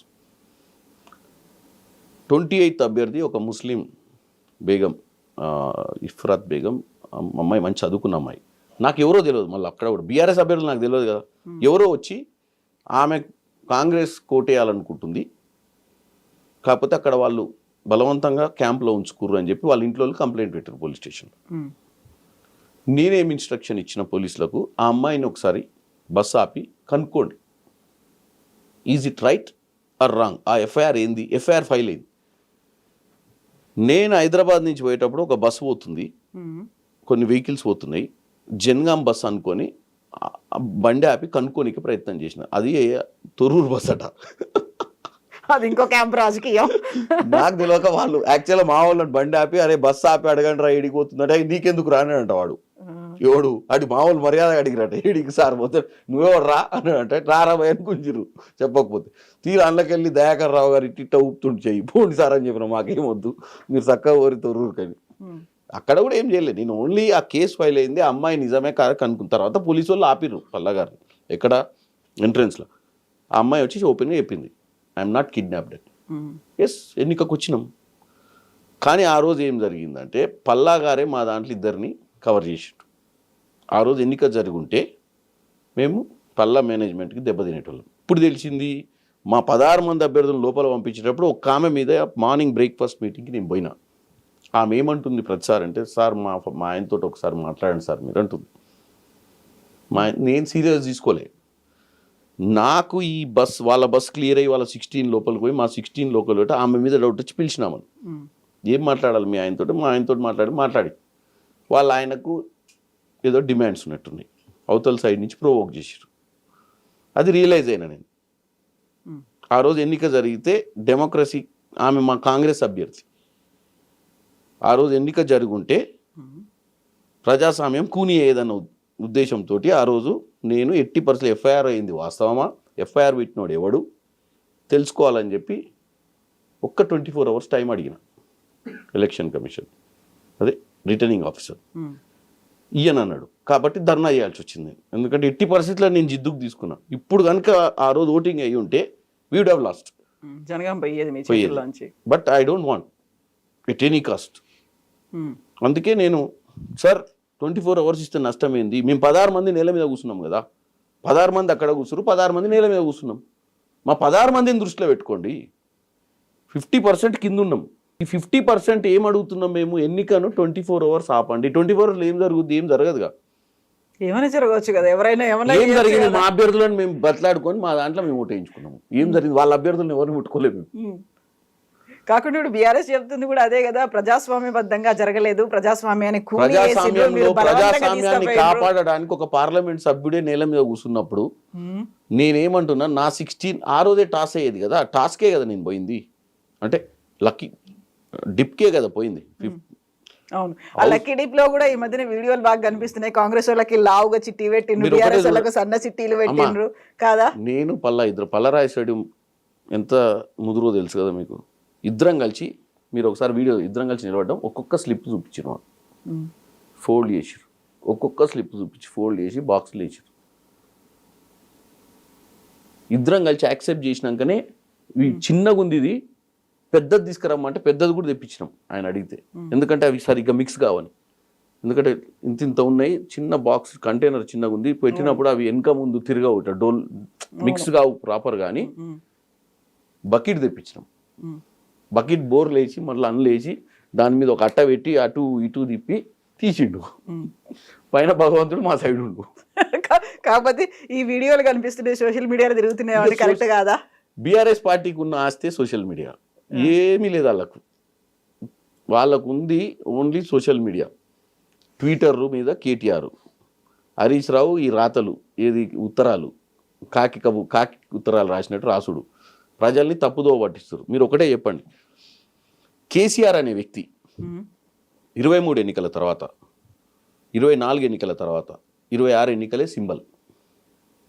మధ్యన జరిగినటువంటి జూబ్లీహిల్స్ ఎన్నికలు కానీ, మధ్యన కంటోన్మెంట్ కానీ, గ్రామ పంచాయతీ కానీ మనం వర్డిక్ట్ కింద తీసుకోవద్దు, మ్యాండేట్ కింద తీసుకోవద్దు. ఎందుకు తీసుకోవద్దు అంటే సింబల్ ఉండదు గ్రామ పంచాయతీలో. ఆ 2 బై ఎలక్షన్లు consistent to the one single assembly. State mandate ఏంది చెప్పండి ఇప్పుడు? ఇది ఎంత పర్సెంటేజ్ ఆఫ్ ఓట్స్ వచ్చినాయి చూడండి. మేము 23 ఎన్నికల్లో 2% మార్జిన్ తోటి గెలిచినాం, ఓన్లీ 2%. ఇప్పుడు 27% తోటి గెలిచినాం. మ్యాండేట్ పెరిగింది. కేసీఆర్ ఏమంటుండు, ఫామ్ హౌస్లో కూర్చొని ఓ రోజు బయటకు వచ్చి ఏమన్నాడు, తెలంగాణ ప్రజలు విపరీతంగా బాధపడుతురట, ఎంత తప్పు చేసినాం బాపు కోటే కానీ అని. నిన్న నేను సామెత చెప్పిన, కృష్ణశాస్త్రి ఒక కవి, కృష్ణశాస్త్రి ప్రజాకవి, అంటే కృష్ణశాస్త్రి సోకాల్డ్ ఈ హిమ్సెల్ఫ్ పోర్ట్రేడ్ యాజ్ ప్రజా సమస్యల మీద కవిని అని. కానీ ఆయన కవి ప్రజా సమస్యల మీద, ఆయన సమస్యల మీద ప్రజల సమస్యలు అనుకొని అవే కవిత్వాన్ని రాసి ప్రజలు ఇట్లా ఫీల్ అవుతారు అని చెప్పినటువంటి వ్యక్తి కృష్ణశాస్త్రి. కృష్ణశాస్త్రి సొంత సమస్యలను ప్రజా సమస్యలు అనుకోండు, ఈయన ఫీల్ అయ్యేదల్లా ప్రజలు ఫీల్ అవుతారు అనుకోడు. ఇంకో కవి ఉన్నాడు శ్రీశ్రీ, వాస్తవంగా ప్రజల్లో ఉన్న ఇబ్బందులను తీసుకొచ్చి కవిత్వాన్ని రాసి చైతన్యవంతుల్ని చేసిండు. ఈయన కృష్ణశాస్త్రి లాంటోడు. ఈయన ఫామ్ హౌస్లో ఈయన ఫీల్ అయ్యేది ప్రజలు కూడా అట్లా ఫీల్ అవుతారు అని ఈయన ఇమాజినేషన్ అది. ప్రజలు పాపం అన్నం తింటురో లేదో నాకు ఓటేయక, ప్రజలు 3 పూటలు బతుకుతారు, ప్రజలు బట్టలు కట్టుకుంటురో లేదో, ప్రజల పిల్లలు చదువుకుంటురో లేదో, రాష్ట్రం ఎటుపోతుంది, ఎందుకంటే బయటకు వస్తలేడు కదా, అంతర్మదనం పడుతుండు, ఎట్టోడిపోయినా అని తెలియక. ఆ ఫ్యాన్ చూసుకుంటా వంటుండు రోజు, దాంట్లోనే అన్ని చక్రాలు తిరుగుతున్నాయి ఆయనకు. జనం ఏమనుకుంటారు, అదేమనుకుంటారు అని చెప్పి బయటకు వచ్చి జనమంతా బాధపడుతున్నారు. ఆయన జనాన్ని కలిసింది లేదు, అసెంబ్లీకి వచ్చింది లేదు, జనం పోయింది లేదు, జన సమస్యలు తెలుసుకుంది లేదు, ఎవడు ఎట్లా బతుకుతో చూసింది లేదు. యాక్చువల్గా ఆయనంతలో ఆయన జైలు నిర్బంధం చేసుకుంటు, ఓటమి తర్వాత శిక్షించుకుంటు. నా 10 ఏళ్ళ అధికారంలో నేను ఏమేమి చేసినా రివీల్ చేసుకొని కుంగిపోతున్నాను. బ్రహ్మాండంగా నన్ను అసలు ముఖ్యమంత్రి చేసిరు కదా, మంత్రి పదవి అని చంద్రబాబు నాయుడు దగ్గర నుంచి వచ్చి ఏదో మాయమాటలు చెప్తే నాకు ముఖ్యమంత్రి పొజిషన్ ఇచ్చిర్రు, చక్కగా చేసుకుంటే అయిపోయేది. ఈ పోరాగాలను అమెరికాలో ఉంచితేనే అయిపోయేది. ఈ అవలాగాలను తెచ్చుకున్నా నా మొత్తమే నా రాజకీయంగానే దెబ్బతీసిరు వీళ్ళు చేసిన దోపిడికి. Actual KCR compare to KTR, Harish Rao, వాళ్ళ కుటుంబ సభ్యుల సంతోష్ రావు, వీళ్ళందరికంటే KCR is far better leader. అవునా, ఎందుకట్లా? అంటే కరప్షన్ అంత ఎత్తున చేయాలనుకోరు, రాజకీయాల కోసం కరప్షన్ చేయాలనుకుంటారు కానీ వీళ్ళు మొత్తం దాచుకుందామన్న ఆలోచనలు వీళ్ళు. మీరు ఒక్కటే గుర్తుపెట్టుకోండి, చంద్రబాబు నాయుడు మన జనరేషన్ల లీడర్. చంద్రబాబు నాయుడు, వైఎస్ రాజశేఖర్ రెడ్డి, కేసీఆర్, అంతకుముందు ఉన్న లీడర్లకైతే అసలే లేదు. ఎన్టీ రామారావు, నేదురుమల్లి జనార్దన్ రెడ్డి, కోట్ల విజయభాస్కర్ రెడ్డి, అసలు వాళ్ళే తలుచుకుంటే ఈ భూములు ఏముందండి? ఈ కోకాపేట ఏంది, ఈ హైటెక్ సిటీ ఏంది, మొత్తం ఆర్డీఓలను ఎంఆర్ఓలను పిలిచి మొత్తం రాయించుకుందరు కదా, రే గెట్లు కట్టుర్రా పోయాను. అప్పుడు ఆ రోజుల్లో ఏముండే, ఎవరికి చదవచ్చు, ఎవరికి తెలుసు రెవెన్యూ అంటే. బట్ రేవంత్ రెడ్డికి రియల్ ఎస్టేట్ మొత్తం తెలుసు అనేదే కదా. రేవంత్ రెడ్డి అనే వ్యక్తి రియల్ ఎస్టేట్ మొత్తం ఎందుకు తెలుసు అంటే, రేవంత్ రెడ్డి అనే వ్యక్తికి ఫ్యామిలీ బ్యాక్గ్రౌండ్ ఏం లేదు. ఆయన చేసుకున్న చిన్న సన్నగా హైదరాబాద్ వచ్చి, వనపర్తి నుంచి హైదరాబాద్ వచ్చి చిన్న స్థాయిగా జూబ్లీస్లో ఒక మెంబర్ అయ్యి చిన్న స్థాయి నుంచి వచ్చినప్పుడు ఏం వ్యాపారం చేస్తారు? రియల్ ఎస్టేట్ వ్యాపారమే చేసిండు ఆయన. రేవంత్ రెడ్డికి ఉన్న అడ్వాంటేజ్ ఏంటంటే, ప్రపంచంలో అన్ని వెరైటీస్ చూసి వచ్చిండు. దొంగలు, లంగలు అందరితో ట్రావెల్ చేసుకుంటూ వచ్చి చూసిండు. కాబట్టి ఆయన గవర్నెన్స్ ఈజీ అవుతుంది. ఇప్పుడు ఈజీ గుర్తుపట్టగలుగుతుండు, ఎక్కడి నుంచి ఎవరు వస్తుండ్రు, ఏం చేయగలుగుతారు. ఎందుకు అంత ఫాస్ట్గా ఇంత largest democratic party in the world is Congress party. 543 స్థానాలల్లో పోస్ట్ ఇండిపెండెన్స్లో ఫైట్ చేసేటువంటి పార్టీ కాంగ్రెస్ పార్టీలా 2017లో వచ్చిన తర్వాత 2023 కల్లా ముఖ్యమంత్రి కాగలిగిందంటే ఫోకస్డ్ కదా. ఈ understands politics far better than any other leader. ఏమంటారు మీరు, కింది స్థాయి నుంచి ఇప్పుడు లెగసీ ప్రకారం వచ్చే లీడర్కి ఏమైందంటే, ఆల్రెడీ అంతా ఎస్టాబ్లిష్ అయినాక వచ్చి గద మీద కూర్చుంటారు, గ్రౌండ్ ప్రిపేర్ అయి ఉంటుంది. కేటీఆర్ అనేటోడికి ఏం సంబంధం చెప్పండి సిరిసిల్లతోటి? ఎప్పుడన్నా సిరిసిల్లలో జెండా కట్టిండా? ఎప్పుడన్నా సిరిసిల్ల ఉద్యమంలో ఉండా? మహేందర్ రెడ్డి సిరిసిల్లాల కేసీఆర్కి కుడి భుజం లెక్క ఉండి ఉద్యమంలో పాల్గొన్న వ్యక్తి. డైరెక్ట్ అమెరికా నుంచి ఊడిపడి రాత్రి వచ్చి ఆయన బీఫామ్ కూడా బిక్కొని నిలబడ్డాడు. ఏం ఆట బీఫామ్ రానికి ఎన్ని కష్టాలు ఉంటాయి. ఇదే రేవంత్ రెడ్డి గారు కూడా 2004లో బీఫామ్ అడిగిండు, ఎక్కడి నుంచి? కల్వకుర్తి నుంచి. ఎందుకు లేదు? అదే కేసీఆర్ని అడిగిండు. అప్పుడు అలయన్స్ ఉండే, కాంగ్రెస్ అలయన్స్. జయపాల్ రెడ్డి ఒప్పుకోలే అప్పుడు,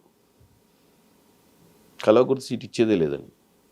ఆయనకు తెలుసు ఒక బీఫామ్ రావాలంటే ఎంత కష్టంగా ఉంటుందో, ఎన్ని అడ్డంకులు ఉంటాయో సామాన్యునికి. సో రాజకీయాల experience make lot of difference. ఒక బీఫామ్ మీ ఇంటికి వచ్చుడు వేరు, ఒక బీఫామ్ కోసం మీరు 100 మంది దగ్గర పోయి బతలాడుకొని 1000 మంది కార్యకర్తలను మనల్ని పొందికి బీఫామ్ తెచ్చుకోవడం అనేది డిఫరెన్స్ ఉంటుంది. ఇప్పుడు రేవంత్ రెడ్డి కూడా అలాగే వచ్చారు కదా, అదర్ పార్టీ నుంచి. ఫస్ట్ బీఆర్ఎస్, తర్వాత టీడీపీ, ఆ తర్వాత కాంగ్రెస్కి వచ్చిన తర్వాత హౌ హీ కుడ్ బికమ్ ఒక వర్కింగ్ ప్రెసిడెంట్ అయినరు, ఆ తర్వాత సీఎం అయినరు, ఎట్లా అయినరు? See, that's what I'm saying. Quality of person to understand the reality. Congress party Telangana ఇచ్చింది యూపీఏ ప్రభుత్వంలో, కానీ తెలంగాణ ప్రజలను మేమే ఇచ్చినామని చెప్పుకోవడంలో వైఫల్యం చెందింది. ఎందుకంటే కేసీఆర్ ఈజ్ ద స్మార్టెస్ట్. అప్పుడు 2014లో కేసీఆర్ అనే వ్యక్తిని వచ్చిన తెలంగాణ నా వల్ల వచ్చిందని తెలంగాణ ప్రజల ముందు పోర్ట్రే చేసుకోగలిగారు. అప్పుడున్నటువంటి కాంగ్రెస్ నాయకులు చేసుకోలేకపోయారు. పొన్నాల లక్ష్మయ్య గారు 2014లో, తర్వాత 2018లో ఉత్తమ్ కుమార్ రెడ్డి గారు ప్రయత్నం చేసిర్రు, కానీ అప్పటికే ఆయన బలవంతుడు అయిపోయాడు ఫైనాన్షియల్గా అన్నిట్లల్లో.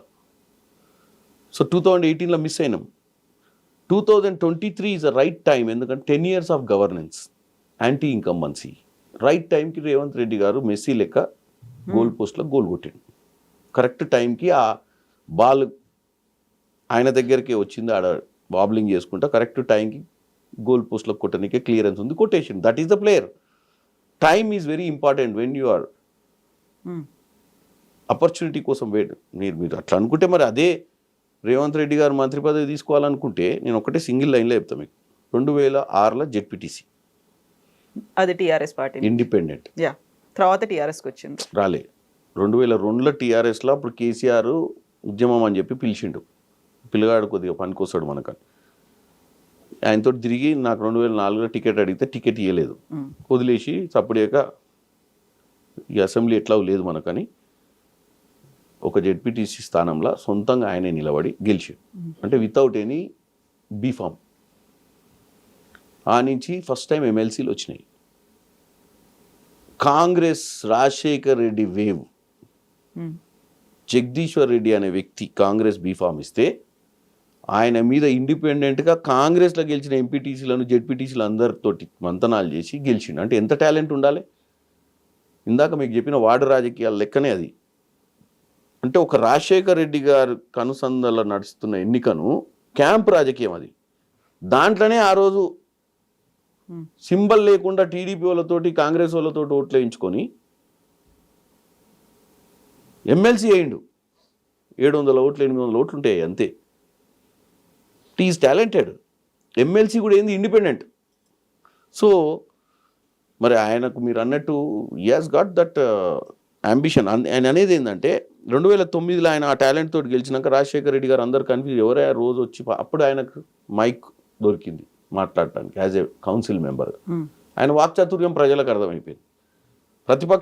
ప్రతిపక్ష పాత్ర పోషిస్తున్నటువంటి ఆయనను ఇమీడియట్గా అప్పుడు రాజశేఖర్ రెడ్డి గారు దగ్గరికి పోతే టాలెంట్ ఉంది, యంగ్, డైనమిక్, మంత్రి పదవి అనేది నథింగ్ ఆయనకు, నెగోషియేట్ చేసుకుంటే.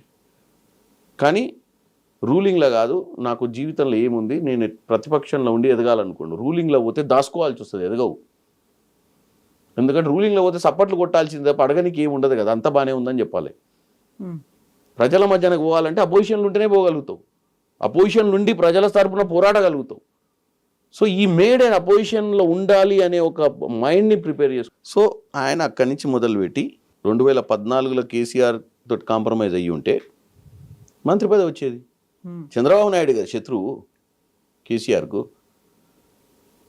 ఆ రోజు ఈయనతో మంతనాలు చేసి చంద్రబాబు నాయుడు ఆయనను 2009-14లో ఆయనకు కొడంగల్ సీట్ ఇచ్చి ఆ నమ్మకంతో ఎమ్మట్టున్నాడు.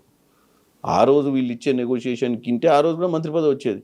అల్టిమేట్ గోల్ చంద్రబాబు నాయుడు బద్నాం చేయాలనే కదా కేసీఆర్. కానీ దేనికి లొంగలేదు, ఆ పొజిషన్లోనే ఉండు. పోనీ కాంగ్రెస్లోకి ఎందుకు వచ్చిండు 2017లో? నిజంగానే ఇక్కడ అప్పుడు ఏముంది, 18లో ఆయనే ఓడిపోయాడు కదా, ఈ కాంగ్రెస్లోకి వచ్చినందుకే ఓడిపోయాడు. కానీ ఆ హీట్ని కూడా తీసుకొని ఇక్కడున్న పోరాటం, ఇంటర్నల్ ఫైట్ ఎట్లుంటుంది కాంగ్రెస్లో అంత ఈజీ అయింది.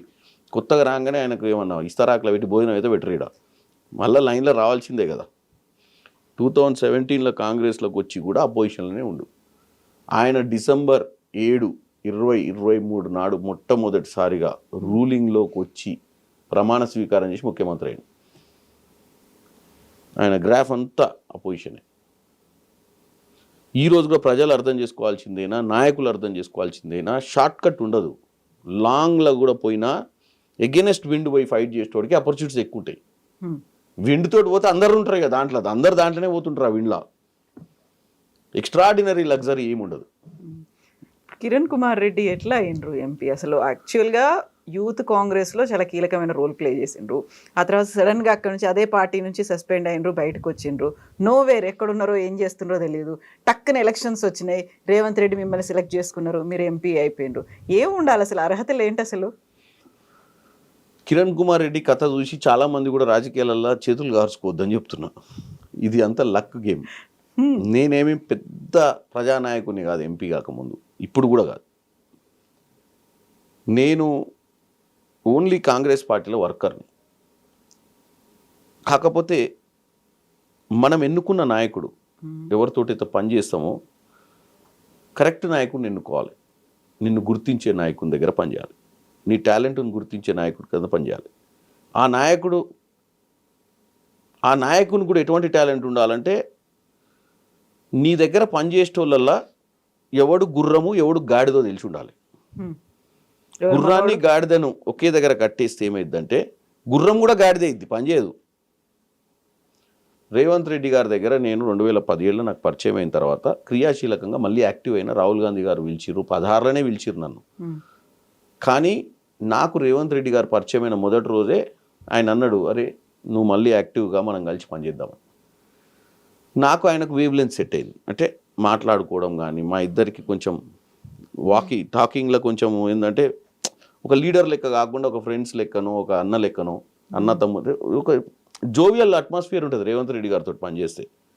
మరీ బిడ్స్గా పట్టుకొని కూర్చొని అవసరం ఉండదు, పెద్ద లీడర్ల ముందు కూర్చున్నట్టు మంచిగా ఫ్రీగా మాట్లాడుకోవచ్చు, ఆయనతోటి ఎక్స్చేంజ్ చేసుకోవచ్చు, ఆయన కూడా మనకు మ్యాక్సిమం ఇన్పుట్ ఇస్తాడు ఇన్ఫర్మేషన్స్. సో అట్లా మనకు అడ్వాంటేజ్ అయింది. ఒక్క మాట చెప్పగానే వచ్చేసిండ్రా ఓకే అనుకొని మళ్ళీ ఓకే అని ఏం కాదు, కొన్ని రోజులు అంటే ఆయనతో మాట్లాడుతుంటే ఆయన మాట్లాడే చమత్కారపు మాటలు ఇవన్నీ కూడా ఏంటంటే ఆసక్తికి గురి చేసినాయి నన్ను. చేసి రెగ్యులర్గా పోవడం ఆయన దగ్గరికి, నాకు కొన్ని పనులు చెప్తే పోయి పటాపట్ చేసుకొని రావడం. ఢిల్లీలో కూడా నాకు కొంతమంది ఫ్రెండ్స్ ఎక్కువ, అప్పుడు యూత్ కాంగ్రెస్ కాబట్టి మేము ఎక్కువ ఢిల్లీ పోయినప్పుడు అందరినీ కలిసేటోళ్ళము. ఈయన కూడా ఢిల్లీ కొత్త కాబట్టి అంత పరిచయాలు, ఫ్రెండ్స్, ఒక అట్మాస్ఫియర్, అందరు కూడా లైక్ చేసేటోళ్ళు ఆయన ఎవరు కలిసినా. ఎందుకంటే ఇమీడియట్గా కలిసిపోతాడు మనుషులతోటి. సో నేను 10 ఏళ్ళకి పరిచయం అయినా. ఇప్పుడు ఆయన దగ్గర చూడండి అందరు పాత ఫ్రెండ్స్ అని, నేను ఒక్కనే కొత్తోని. కాకపోతే నేను ఆ కొడంగల్లా వాళ్ళ ఇంటి దగ్గర 2018 అరెస్ట్ అయిన ఎమ్మటున్నా 2017 తర్వాత కంటిన్యూ ఉన్నాయని ఎమ్మటి. ఎందుకంటే నాకు రాజకీయం మీద ఇంట్రెస్ట్ పెరిగింది. కాకపోతే ఆయనే ఒక పార్టీ మారి ఇటువైపు వచ్చిండ్రు, అంత నమ్మకం ఆ ఇంట్రెస్ట్ ఎందుకు మీకు కలిగింది? అదే చెప్తున్నాండి, ఆయన ఈ పార్టీలకు వచ్చిండు. అంతకుముందు ఆ పార్టీలు ఉన్నప్పుడు నాకు ఆయన ఎవరో తెలియదు. ఈ పార్టీలకు వచ్చినాక నేను ఆయనలో ఒక స్పార్క్ చూసిన, స్పాంటేనియస్ థింకింగ్, ప్లస్ నువ్వు పనోని అని తెలిస్తే నీ ఎమ్మటి పడతాడు, ఎత్తుక్కుంటూ వస్తాడు. నేను ఫస్ట్ నాకేమొద్దన్న రాజకీయాలు, ఇంకా నాకు ఓపిక లేదు, ఆ స్థాయి దా లేదు, నేను తట్టుకోలేనన్న కాడ ఎనర్జీ ఇచ్చిండు. నువ్వేందనుకుంటున్నావు, నువ్వు అనుకుంటే ఏదేం చేయగలుగుతావు అని ఒక ఎగ్జాంపుల్ కూడా చెప్పిండు. గతంలో కూడా చెప్పిన, నువ్వు చాలా టాలెంట్ ఉంది నీ దగ్గర, నువ్వు యంగ్ విడో అయినావు అంటే నువ్వు రాజకీయాలకు వచ్చి ఒకేసారి ఏదో తప్పుదం జరిగిపోయి నేను నాతోటి కాదని చెప్పి అస్త్ర సన్యాసం చేసినట్టు చేసినావు, నువ్వు యూ హ్యావ్ టాలెంట్ అని ఇండైరెక్ట్గా మనం ప్రొవోక్ చేయడంతో మళ్ళీ యాక్టివ్ అయినావు. ఎంపీ అయితే ఎంపీ గాను, ఎమ్మెల్యే అయితే ఎమ్మెల్యే గాను అనేది లేకుండే. But I want to see that ఈ గెట్స్ ఆయన గోల్ రీచ్ కావడంలో మన భాగస్వామ్యం ఉండాలి. నాయకుడు కావాల్సిన అవసరం లేదండి, నాయకుని ఎమ్మటుండి నాయకుడిని చేసే తృప్తి కూడా ఉండాలి మనకు. ఇప్పుడున్న వాళ్ళందరూ కూడా ఒకటి చెప్తున్నాం, మనం ఒకరిని నాయకుడిని చేయాలన్న మనస్ఫూర్తిగా నమ్మినప్పుడు మనం కూడా నాయకులం అవుతాం ఈ రోజు. ఎందుకంటే నీకు ఆ స్పిరిట్ వస్తుంది, ఆ నాయకుడి మీద నీ మీద నమ్మకం కూడా ఏర్పడుతుంది. ఎందుకంటే నా టికెట్లో ఆయన టికెట్ ఇస్తా అన్నాడు, టికెట్ కోసం నువ్వు ట్రై చేసుకో, నల్గొండ రాజకీయాల్లో నేను క్రియాశీలకంగా వచ్చి ఏం చేయలేను, నేను ఒక ముఖ్యమంత్రిగా నీకు ఒక మాట సాయం చేయగలుగుతా, కానీ గ్రౌండ్లో పోయి నువ్వు అందరినీ బతలాడుకోవాలంటే నేను కోమటిరెడ్డి వెంకరెడ్డి గారి దగ్గరికి, రాజగోపాల్ రెడ్డి గారి దగ్గరికి, మా దగ్గర ఉన్నటువంటి అప్పటికే నేను ఎన్నికలలో క్రియాశీలకంగా పాల్గొన్న అసెంబ్లీ ఎన్నికలు కాబట్టి మందుల శామ్యులు, ఉత్తమ్ కుమార్ రెడ్డి గారు సరే సీనియర్, కానీ మా పార్లమెంట్ కాదు, మాకు ఉన్న ఎమ్మెల్యేలు మల్రెడ్డి రంగారెడ్డి గారు, మందుల శామ్యుల్, వీరేశం, రాజగోపాల్ రెడ్డి గారు, కుంభం అనిల్ రెడ్డి గారు, బీర్ లాలయ్య గారు, వీళ్ళంతా మా ఎమ్మెల్యేస్. సో ఎమ్మెల్యే కన్సర్న్ కూడా ఉంటుంది కాబట్టి ఎమ్మెల్యేస్ అందరినీ నేను ఫస్ట్ ఒక సోదరుని లెక్క నన్ను ఎలక్షన్లప్పుడు వాళ్ళ కోసం తిరిగిన కాబట్టి, అరే నువ్వు వస్తే మంచిగా ఉంటుందా, మాకు కొద్దిగా ఫ్రీక్వెన్సీ మ్యాచ్ అయ్యిద్ది, యంగ్ కాబట్టి మాకు కూడా ఎంపీ ఇట్లా ఉండాలి, రైతురే కొట్టుకుంటూ ఉంటే మా ఎమ్మటి కొద్దిగా ఈజీ ఉంటుంది మాకు కూడా పని చేసుకోవడానికి అనే ఫీలింగ్ అందరూ వేవ్ లెంత్ మ్యాచ్ అయిపోద్ది. ఎంపీ అనగానే ఆడి పెద్దోడు చిన్నోడు అని ఉండకుండా నువ్వు అవసరమైతే మాతోటే కూర్చుంటావు, మాతోటే ఎటంటే అటు వస్తావు. సో మాకు కూడా ఈజీ ఉంటుంది, ఊకే మళ్ళీ ఈ డిఫరెన్స్ ఒపీనియన్స్ ఉండవు, గ్రూప్ రాజకీయాలు ఉండొద్దు అన్న ఉద్దేశంతో వాళ్ళందరూ నన్ను ఎంకరేజ్ చేసిరు. రాజగోపాల్ అన్న కూడా నాకేమొద్దు, నేను నిలబడదలుచుకోలేదు, మా ఇంట్లో ఫ్యామిలీకినా చెయ్యి కిరణ్ అని చెప్పి ఎంకరేజ్ చేయడమే కాకుండా రాజగోపాల్ రెడ్డి గారు అవుట్ ఆఫ్ ద వే వచ్చి నా కోసం 7 నియోజకవర్గాలలో కష్టపడ్డాడు. ఇంత ఖర్చు ఆయనంతా ఆయన పెట్టుకొని కూడా చేసాడు. సో ఆయనకి ఎప్పటికీ రుణపడి ఉన్నాను నేనైతే ఆ విషయంలో.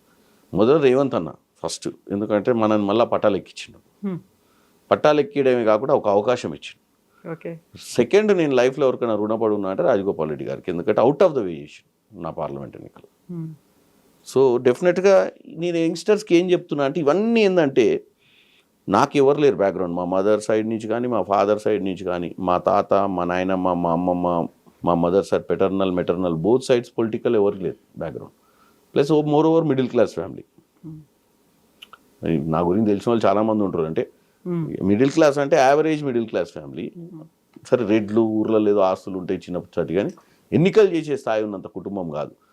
కాబట్టి మనం ఒక సక్సెస్కి చాలా కారణాలు ఉంటాయి. ఒక లీడర్ ఉండాలి, మనకు డెడికేషన్ ఉండాలి, ఎన్నికల టికెట్ ఇచ్చినాక కూడా ఫోకస్ ఉండాలి దాని మీద, అన్నిటికీ రెడీ అయిపోవాలి ఆల్ ఇన్ చేయడానికి.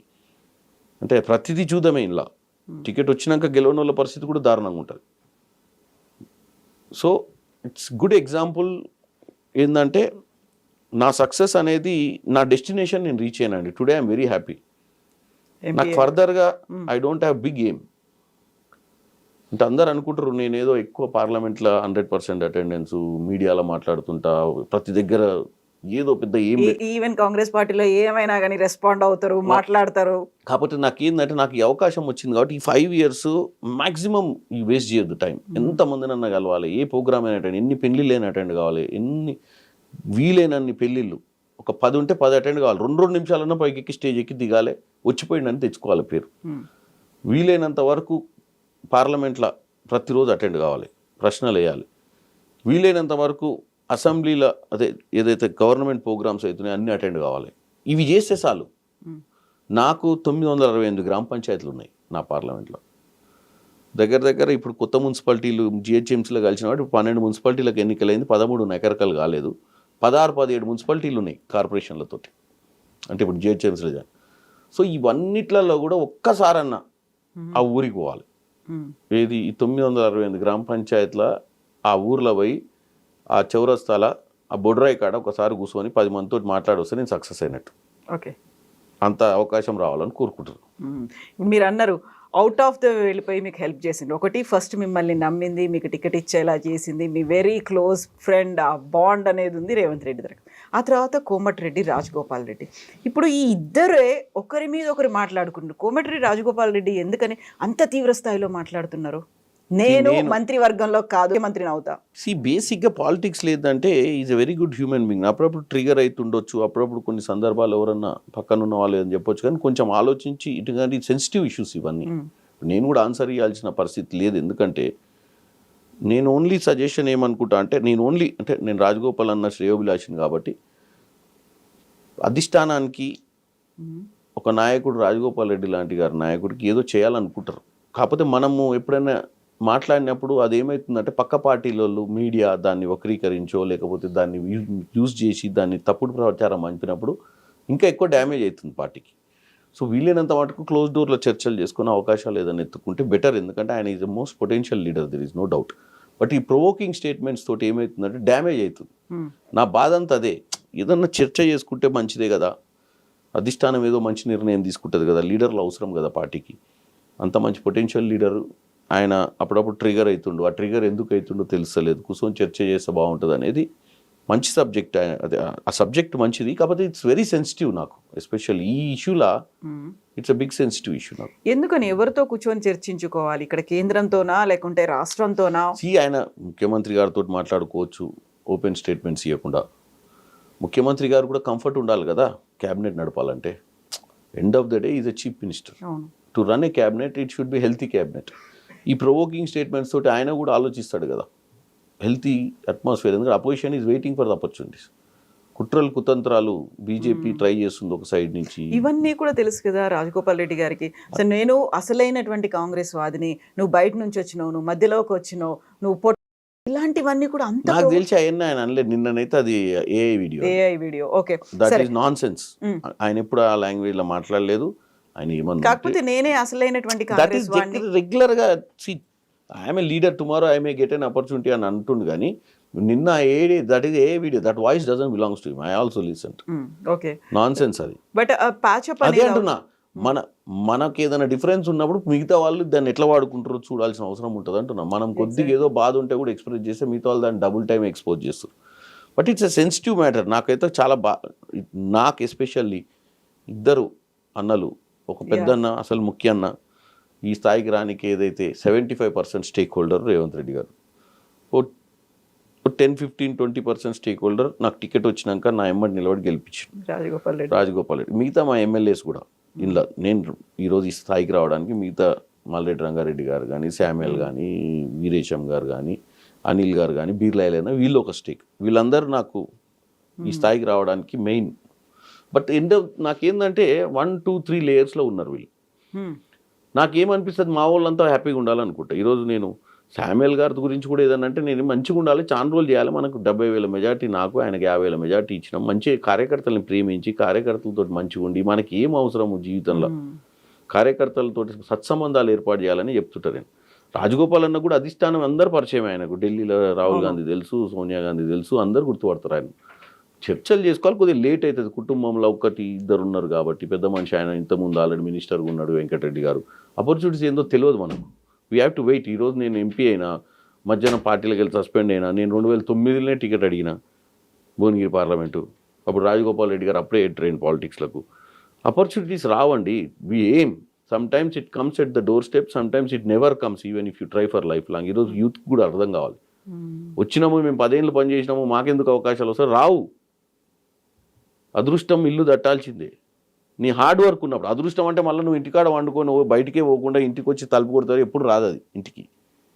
మనం రోడ్డు మీద తిరుగుతుంటే అది అదృష్టం అనేది ఇట్లా పోతుంటే మనకు తాకుతుంది. మనం ముందుకు పోతుంటే, మనం చెట్టు కింద కూర్చుంటే అది అట్లనే పోతుంటుంది మన ముందు నుంచి, మన దగ్గరకు రాదు అది. మనం ఏం ప్రయత్నం చేయకపోతే మనం నడుస్తుంటే అది వచ్చి ఎదురు తాకుతుంది. మనకి ఇంత ఎక్కువ తాకితే మనం ఎక్కువ బాగుపడతాం. కానీ అది ఆ రోడ్డు మీదే పోద్ది, ఇళ్ళకి రాదు, చెట్టు కిందికి రాదు. అది అదృష్టం. ఆ రోడ్డు మీద వేయటానికే వస్తుంది అదృష్టం. ఎగ్జాక్ట్లీ. ఇప్పుడు కోమటిరెడ్డి బ్రదర్స్ ఇద్దరు వార్తల్లో ఎందుకని నిలుస్తున్నారు? వాళ్ళిద్దరూ మీకు చాలా కావాల్సిన వాళ్ళే. వార్తలలో నిలవడానికి కారణం ఏంటంటే ఫోకస్ ఆఫ్ సబ్జెక్ట్ కూడా వాళ్ళ మీదే పెట్టిరు. ఎందుకంటే వాళ్ళు పొటెన్షియల్ లీడర్స్ ఉండే. సో వాళ్ళని ఎప్పుడన్నా గిట్లనే ప్రొవోక్ చేస్తే, రేవంత్ రెడ్డి అనే వ్యక్తి కొత్తగా కాంగ్రెస్లోకి వచ్చిండు, ముఖ్యమంత్రి అయ్యిండు, మీరు అంతకంటే పెద్ద లీడర్లు అని చెప్పి ఎవరో ప్రొవోక్ చేయడం, అసలు మీ స్థాయి ఏంది వాళ్ళ స్థాయి ఏందని ఇట్లాంటి మాటలు కూడా అని చెప్పి ప్రొవోక్ చేసినప్పుడు ఎప్పుడైనా బ్లాస్ట్ అవుతుంటారు. కాకపోతే వెంకన్న ఏం లేదు, వెంకన్న సాఫ్ట్. ఇప్పుడు బట్ ఈ ఇద్దరు మాట్లాడుతోంది అంతా సీఎం రేవంత్ రెడ్డి మీదే, లేకుంటే ఇంటర్నల్ గా వెంకరెడ్డి గారు ఏం మాట్లాడతలేదు. సో ఆ ఇష్యూ వచ్చిన తర్వాత కావాలనే నా పేరు బయటకు తీసుకొచ్చేలా చేసింది. ఆ ఇష్యూ ఆల్రెడీ దానికి అసలు ఇష్యూ, ఆ పర్టికులర్ ఇష్యూలో అయిందంటే నేను కూడా చెప్పిన. ఎందుకంటే మీడియా కూడా దీన్ని అంటే మనం చాలా సెన్సిటివ్ ఇష్యూ అది. చాలా కష్టపడి చదువుకున్నటువంటి ఓ స్థాయికి వచ్చినటువంటి మహిళా అధికారులు కూడా వాళ్ళ పొలిటికల్గా టార్గెట్ చేయండి, చామల కిరణ్ రెడ్డిని చేయండి, ఫరక్ పడదు. మేము థిక్ స్కిన్ ఉంటాం, మా కుటుంబాలు కూడా ఏం పట్టించుకోవు ఎక్కువ. ఎందుకంటే ఈ రోజు రాజకీయాలు చేసినప్పుడు ఈయన ప్రత్యర్థులు ఉంటారు కాబట్టి కొడతారు. నిజమైతే ఎవరు ఒప్పుకోరు, కానీ ఊహాగానాలు వస్తుంటాయని ఒళ్ళు దగ్గర పెట్టుకొని పనిచేయాలి రాజకీయ నాయకులు. ఫస్ట్ ఊహాగానాలు వస్తే తప్పు లేదు, నిజంగానే తప్పు చేస్తే మాత్రం డెఫినెట్గా we have to pay the price. ఊహాగానాలు వచ్చినప్పుడు మాకు ఫరక్ పడదు, ఎందుకంటే మా ఫ్యామిలీస్ థిక్ స్కిన్ అయి ఉంటాయి. ఆల్రెడీ 10-15 ఏళ్ళు చూసి ఉంటారు, వాడు తిడుతుంటాడు, వీడు తిడుతుంటాడు. కానీ మహిళా అధికారులు వాళ్ళ ఫ్యామిలీస్ చాలా సెన్సిటివ్ ఉంటాయి, ఎందుకంటే వాళ్ళు చదువుకొని వచ్చిన వాళ్ళు, వాళ్ళకి ఏం తెలియదు. సో అధికారులు అన్నాక ఏమవుతుంది, ఇప్పుడు ఒక మహిళా అధికారి ఉందంటే ఒక ఎంపీగా నేను పోయినప్పుడు డెఫినెట్గా నాకు టైం ఇచ్చి లోపల కూర్చోబెట్టుకొని మాట్లాడతారు. రోడ్డు మీద పెట్టి మాట్లాడరు, నన్ను 11 మంది ముందు మాట్లాడరు. సో బయట ఉన్నోడు ఏదన్నా గాసిప్ చేసిండు అనుకోండి, కిరణ్ కుమార్ రెడ్డి వచ్చిండు మనం అందరం ఉన్నా లోపల తీసుకొని మాట్లాడుతుంది, వాట్ ఈస్ దట్? ఇట్లాంటి సెన్సిటివ్ ఇష్యూస్ని బయట ఉన్నోడు ఎవడో గాసిప్ క్రియేట్ చేసి దాని మీద చర్చ చేస్తే దాన్ని ఎంటర్టైన్ చేయడానికి మనం తయారు చేసుకుంటే ఆ మహిళా అధికారికి పిల్లలు ఉంటారు, ఫ్యామిలీ ఉంటుంది, కుటుంబం ఉంటుంది. ఎంత సెన్సిటివ్ అండి. వాళ్ళంతా కష్టపడి సివిల్స్ క్రాక్ చేసి ఆ స్థాయి అధికారులు అవుతుంటే ఇంకా వాళ్ళు పనిచేయడం ఇంకా రాను ఏమైపోతుందంటే ఇంత చిల్లర వ్యవహారం చేస్తే ఎవరైనా ఇంకా అధికారులకు పనిచేయాలని ఇంట్రెస్ట్. కానీ అందుకే కదా ఐఏఎస్ ఆఫీసర్స్ అందరూ ఏకమైపోయారు. This has to happen with somebody, it can happen to them also tomorrow. True. So అది సెన్సిటివ్ ఇష్యూ. దీంట్లో రాజకీయాలు పక్కన పెట్టాలి. రాజకీయ నాయకులకు ఎంతో డిఫరెన్స్ ఆఫ్ ఒపీనియన్స్ ఉంటాయి, ఏదైనా ఉంటాయి, కానీ but it's a very unfortunate thing happened in this state. ఆ particular episode is a very మళ్ళీ పునరావృతం కావద్దని కోరుకుంటున్నాను అటువంటి సందర్భాలు. సో మీరు కార్యకర్తలు వీళ్ళన్నిటి గురించి మాట్లాడుకున్నప్పుడు వెరీ రీసెంట్గా జగిత్యాల జీవన్ రెడ్డి గారు కన్నీళ్లు పెట్టుకున్నారు, వ్యతిరేకంగా పోరాడతానని చెప్పారు, అనుకున్నది సాధించారు, ఇవన్నీ అయ్యారు. దాంట్లో పర్టికులర్గా కారణం ఏంటి అంటే బీఆర్ఎస్ నుంచి వచ్చినటువంటి ఎమ్మెల్యే సంజయ్. నేను ఒకటే చెప్తాను చూడండి, రాజకీయాలల్లో మనం కంటిన్యూగా సర్వైవ్ కావాలంటే ఒకప్పుడున్న ఎథిక్స్, ఒకప్పుడున్న మొరాలిటీస్ పబ్లిక్ దగ్గర లేవు, నాయకుల దగ్గర లేవు, సిస్టమ్ దగ్గర లేవు. సిస్టమ్ అంతా total from the grass root to top leadership. అంటే ఒకప్పుడు రాజకీయం ఒక కులం, కమ్యూనిస్ట్ భావజాలం ఉన్నోడు లెఫ్ట్ భావజాలం, రైట్ వింగ్లకు రాలేడు. ఐడియాలజీ అట్లనే ఉంది. ఐడియాలజీ కోసం చచ్చిపోయేవాళ్ళు. పార్టీ ఒక సిద్ధాంతం. ఇదే మన నల్గొండ జిల్లా కానీ మీ వరంగల్ కానీ ఇంకా పక్కన ఉన్నటువంటి కమ్యూనిస్ట్ గడ్డలు ఇవన్నీ అక్కడ ఊర్లల్లో చంపుకుంటోళ్ళు కానీ ఈ డబ్బులు ఉండకపోయేది. రాజకీయం అంటే టికెట్ ఇస్తే ఇది అంతే, డివైడ్. వీడి సైడ్ వచ్చేటోడు కాదు, వీడు వాన్ సైడ్ వచ్చేటోడు, మాట్లాడుకుంటోళ్ళు కూడా కాదు ఊర్లలో. అటువంటి రాజకీయ నేపథ్యం ఉన్నటువంటి పరిస్థితి ఈ రాష్ట్రంలో ఉండే. ఇప్పుడు ఏమైపోయిందంటే పొద్దున కలిసినోడిని సాయంత్రం అడగాల్సి వస్తుంది, ఇంకా ఉన్నావు ఆ పార్టీలో అని. నువ్వు ఇప్పుడు ఏ పార్టీ అని అంటే వాడు మధ్యాహ్నం మారినేవనని మనం చూసి ఉంటాం కదా టీవీలో. అటువంటి పరిస్థితుల మరి పైనుంచి కింది దాకా కూడా అదే వ్యవస్థ నడిస్తేనే పైన పార్టీ నిలబడుతుంది. ఈరోజు సర్వైవల్ కోసము ఇదే కేసీఆర్ ఇదే వీళ్ళు మాట్లాడుతారు. అసలు ఈ వలస రాజకీయాలని ఎంటర్టైన్ చేసిందే పోస్ట్ 2000 ఎలక్షన్స్. పోస్ట్ 2000 అంటే నేను అనేది 94 తర్వాత కావచ్చు ఈ ట్రెండ్ స్టార్ట్ అయింది. అంటే చంద్రబాబు నాయుడు, రాజశేఖర రెడ్డి ఈరా నుంచి మొదలైంది, అంతకుముందు లేదు. మొత్తం పార్టీ మారే రాజకీయాలు లేవు. రాత్రి గెలిచిన ఎమ్మెల్యేలు పోయి వేరే దగ్గర జాయిన్ అయ్యేది లాస్ట్ 20-30 ఇయర్స్ నుంచి మొదలైంది. అది ఇప్పుడు పీక్ వచ్చింది. సర్వైవల్ ఆఫ్ ద ఫిట్టెస్ట్ అంటారు దీన్ని. Struggle for existence, survival of the fittest. ఇవన్నీ కూడా ఏంటంటే నీ పార్టీ ఎమ్మెల్యేలను వేస్తా అంటే నా పార్టీ ఎమ్మెల్యే నువ్వే చేయదని నీ పార్టీ ఎమ్మెల్యే నేను వేస్తా అనే వేసుకున్నాను. కాంగ్రెస్ పార్టీలో గెలిచినటువంటి పరిస్థితి ఉన్నప్పుడు ఇదే కేసీఆర్ గారు కనుక ప్రతిపక్ష హోదా లేకుండా చేయాలన్న పిచ్చి ఆలోచన రాకపోతే ఈ రాష్ట్రం ఇంత లూటీ అయ్యేది కాదు. ఇలా కేసీఆర్ ఫామ్ హౌస్లో వండుకుంటాడు కాదు. ఆ తిక్క ఆలోచన ఏదైతుందో అసలు ప్రతిపక్షమే లేకుండా చేద్దాం, అసెంబ్లీని నిర్వీర్యం చేద్దాము, ఎవడు కూర్చోద్ది ఏ కుర్చీలల్లా అని చెప్పి మేమే కూర్చుంటాం, మేమే మాట్లాడుకుంటాం, మేమే ఏకాపాత్రాభినయం చేస్తాం అనుకోవడం వల్లనే ఈ రాష్ట్రంలో ఏ నిర్ణయం తీసుకున్నా చర్చకు రాలే. కాళేశ్వరం ఎందుకు కడుతున్నాం, ఈ లక్షల కోట్ల అప్పులు ఎందుకు అవుతున్నాయి, కరెంట్ ఎక్కడ కొంటున్నాం, ఏ రేటుకు కొంటున్నాం, ఏ జీవోలు ఇస్తున్నాం, ఎన్ని చీకటి జీవోలు ఇస్తున్నాం, ఇవన్నీ ఎందుకు చర్చకు రాలేదు? ప్రజలు వేసిన ఓట్ల ప్రకారం ప్రతిపక్షమే లేకుండా నువ్వు అందరినీ తీసుకొచ్చి నీ బుట్టలు వేసుకొని కాంగ్రెస్ పార్టీకి అసలు అపోజిషన్ లీడర్ లేకుండా చేయడం వల్లనే కదా ఈ ఒరవడి స్టార్ట్ అయింది. ఆయన వల్లనే ఈరోజు అనుభవిస్తుండు కూడా ఆయన దానివల్ల. ఇప్పుడు ఈ 10 మంది ఎమ్మెల్యేలు కాంగ్రెస్లో ఉన్నారా, బీఆర్ఎస్లో ఉన్నారా? వాళ్ళే చెప్తారు కదా అని మళ్ళీ నన్ను అడుగుతారు ఏంది. కాకపోతే అదే వాళ్ళు ఇచ్చిన స్టేట్మెంటే నేను ఇవ్వాలి తప్ప వాళ్ళు ఏ పార్టీలు వాళ్ళు ఇచ్చినాక వాళ్ళే పార్టీలో నేను ధృవీకరించేది ఏంది? స్పీకర్ మాత్రం వాళ్ళు అదే పార్టీ అని చెప్పినప్పుడు కూడా సంజయ్ తో పాటుగా గద్వాల కృష్ణమోహన్ వాళ్ళు కూడా మున్సిపల్ ఎన్నికల్లో కాంగ్రెస్ పార్టీకే ఓటేయమని చెప్పిండ్రు, కండువాలు వేసుకున్నారు, మీ ప్రచార రథాల మీద తిరిగిండ్రు. మరి ఇప్పుడు జీవన్ రెడ్డి ఏమో కన్నీళ్లు పెట్టుకున్నారు. నేను అనేది ఏంటంటే అండి, జీవన్ రెడ్డి గారు అర్థం చేసుకోవాల్సింది ఏంటంటే కాంగ్రెస్ పార్టీ కేసీఆర్ లాంటి దురందర్ని పక్కకు తోసిందంటే వాళ్ళతోటి ఆకనే కదా రేవంత్ రెడ్డి చేసింది. ఇదే జీవన్ రెడ్లు ఇదే రెడ్లు ఎప్పటి నుంచో ఊరు కదా. కేసీఆర్ అనే సాఫ్ట్వేర్ని అర్థం చేసుకోలేకనే కదా మనం అధికారంలోకి రాంది. సోనియా తల్లెమ్మ అని మనం అందరం సోనియమ్మ ఇచ్చిన తెలంగాణనే మనం సోనియమ్మ ఇచ్చిందని చెప్పుకోకనే కదా ఈరోజు అందరం ఏడుస్తుంది. అసలు కేసీఆర్ అనే వ్యక్తి 2014లో ముఖ్యమంత్రి కాకముందు ఆయన ట్రై చేసిండు కాంగ్రెస్ పార్టీలో మెర్జ్ చేద్దామని. ఎస్ మీరు తెలంగాణ ఇచ్చేరు, ఈ పార్టీ వద్ద ఏమో అందరం కలిసిపోదాం అంటే వీళ్ళు ఒప్పుకోలే కదా. అలా వాంది ఏముంది, వాని స్టేకే లేదన్నారు. మేమే అసలు చూడండి మేడం ఇట్లా పోయి కొట్టుకొస్తామన్నారు. ఏం చేసిర్రు? 2014లో సోనియా గాంధీ గారు 13లో చర్చ నడిచేటప్పుడు పార్లమెంట్లో తెలంగాణ ఇస్తే ఏంది పరిస్థితి, మరి కేసీఆర్ అప్రోచ్ అవుతుండు, దిగ్విజయ్ సింగ్ వాళ్ళందరూ ఉండి మెర్జీ చేసుకుంటే అయిపోతుంది. ఇంక తెలంగాణలో ప్రత్యామ్నాయమే లేదు, తెలుగుదేశంకి అయితే లేదు భవిష్యత్తు. సింగిల్ హ్యాండెడ్గా మనం 50-50 చేసుకుందామా, 40-60 చేసుకుందామా, 70-30 చేసుకుందామా? గాయనకి ఇచ్చేది మేడం, మనం ఇస్తున్నాం తెలంగాణ మీరు చూడండి అని చెప్పి అప్పుడున్న నాయకులందరూ ప్రగడవాళ్ళు వాళ్ళకి. కానీ ఏమైంది? తెలంగాణ ప్రజలు నమ్మలేదు, కేసీఆర్ని నమ్మిరు. ఈరోజు కేసీఆర్ని తట్టుకొని రేవంత్ రెడ్డి గారు ప్రభుత్వంలోకి వచ్చిన తర్వాత ఏ పని వల్ల మనం కొంతమంది ఎమ్మెల్యేలను పార్టీలకు తీసుకోవాల్సి వస్తుంది, ఎందుకు తీసుకోవాల్సి వస్తుంది, ఎందుకు వాళ్ళందరూ ఈరోజు మన పార్టీ మద్దతుతో అక్కడ ఉంటుర్రు అనే అంశాన్ని జీవన్ రెడ్డి లాంటి సీనియర్ నాయకులు అర్థం చేసుకోవాలి. ఇది ఎవరు నేర్పిన విద్య అని.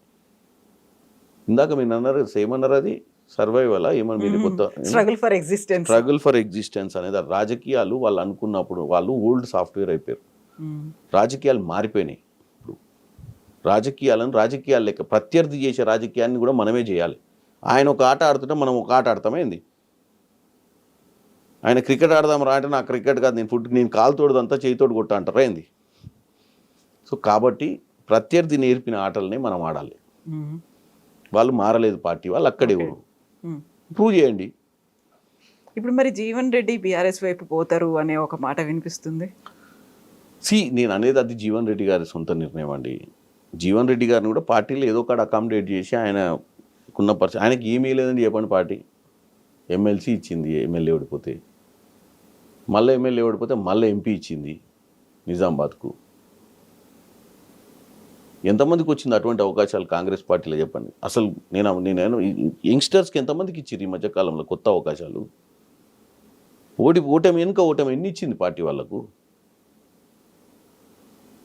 ఏదో ఒక రోజు రిటైర్ కావాల్సిందే కదండి. ఏదో ఒక రోజు అర్థం చేసుకోవాలి. కావాలంటే సముచిత స్థానం పార్టీ కల్పించాలని కోరుకోవడం తప్పులేదు, కానీ రోజు పోయి మనం డ్యామేజ్ చేసుకుంటే ఎవరికి డ్యామేజ్ అవుతుంది? ఎండ్ ఆఫ్ ద డే పార్టీకే కదా. వాళ్ళ లాంటి స్థాయి నాయకులకు కూడా చెప్పాల్సిన పరిస్థితి ఏర్పడుతుందా? అవతలోడు ఎంటర్టైన్మెంట్ చేసుకుంటారు, ఆయనను అర్థం చేసుకోవట్లేరు. మీడియాకు ఒక మసాలా అంతే. అది వాస్తవంగా ఆయన వచ్చి సోనియా గాంధీ గారితో కూర్చోవచ్చు, పెద్ద మనిషి, నా దగ్గర ఆయన తీసుకొచ్చి జాయిన్ చేసిర్రు. మరి నాకు కూడా ఏదో ప్రోటోకాల్ ఇస్తే నేను కూడా నా కార్యకర్తల్ని కాపాడుకుంటా అని మాట్లాడుకున్నా తప్పు పడతలేదు. నేను రోజు మనం బస్తీ మీద అవ్వాలని గల్లీలో వేసే వేషాలన్నీ కూడా రోజు సోషల్ మీడియాలో ప్రచారం చేసుకుంటా మనోడు ఏడుస్తున్నాం అది చూసి. ఎందుకు ఈ పరిస్థితి వస్తుంది ఈ పార్టీలని? బయటోడు ఎంజాయ్ చేస్తుండే, అది అర్థం చేసుకోవాలి ఆయన. ఇప్పుడు మీరు కూడా అడిగిన ప్రశ్న ఏంది, మరి జీవన్ రెడ్డి గారు అట్లా అంటుండని అడగాల్సిన పరిస్థితికి వచ్చింది కదా. ఎవరు 4 గోడల రేవంత్ రెడ్డి గారు ఏదో చెప్పిండు, చెడు చెవులో చెప్పండి, మంచి పబ్లిక్లో చెప్పాలి.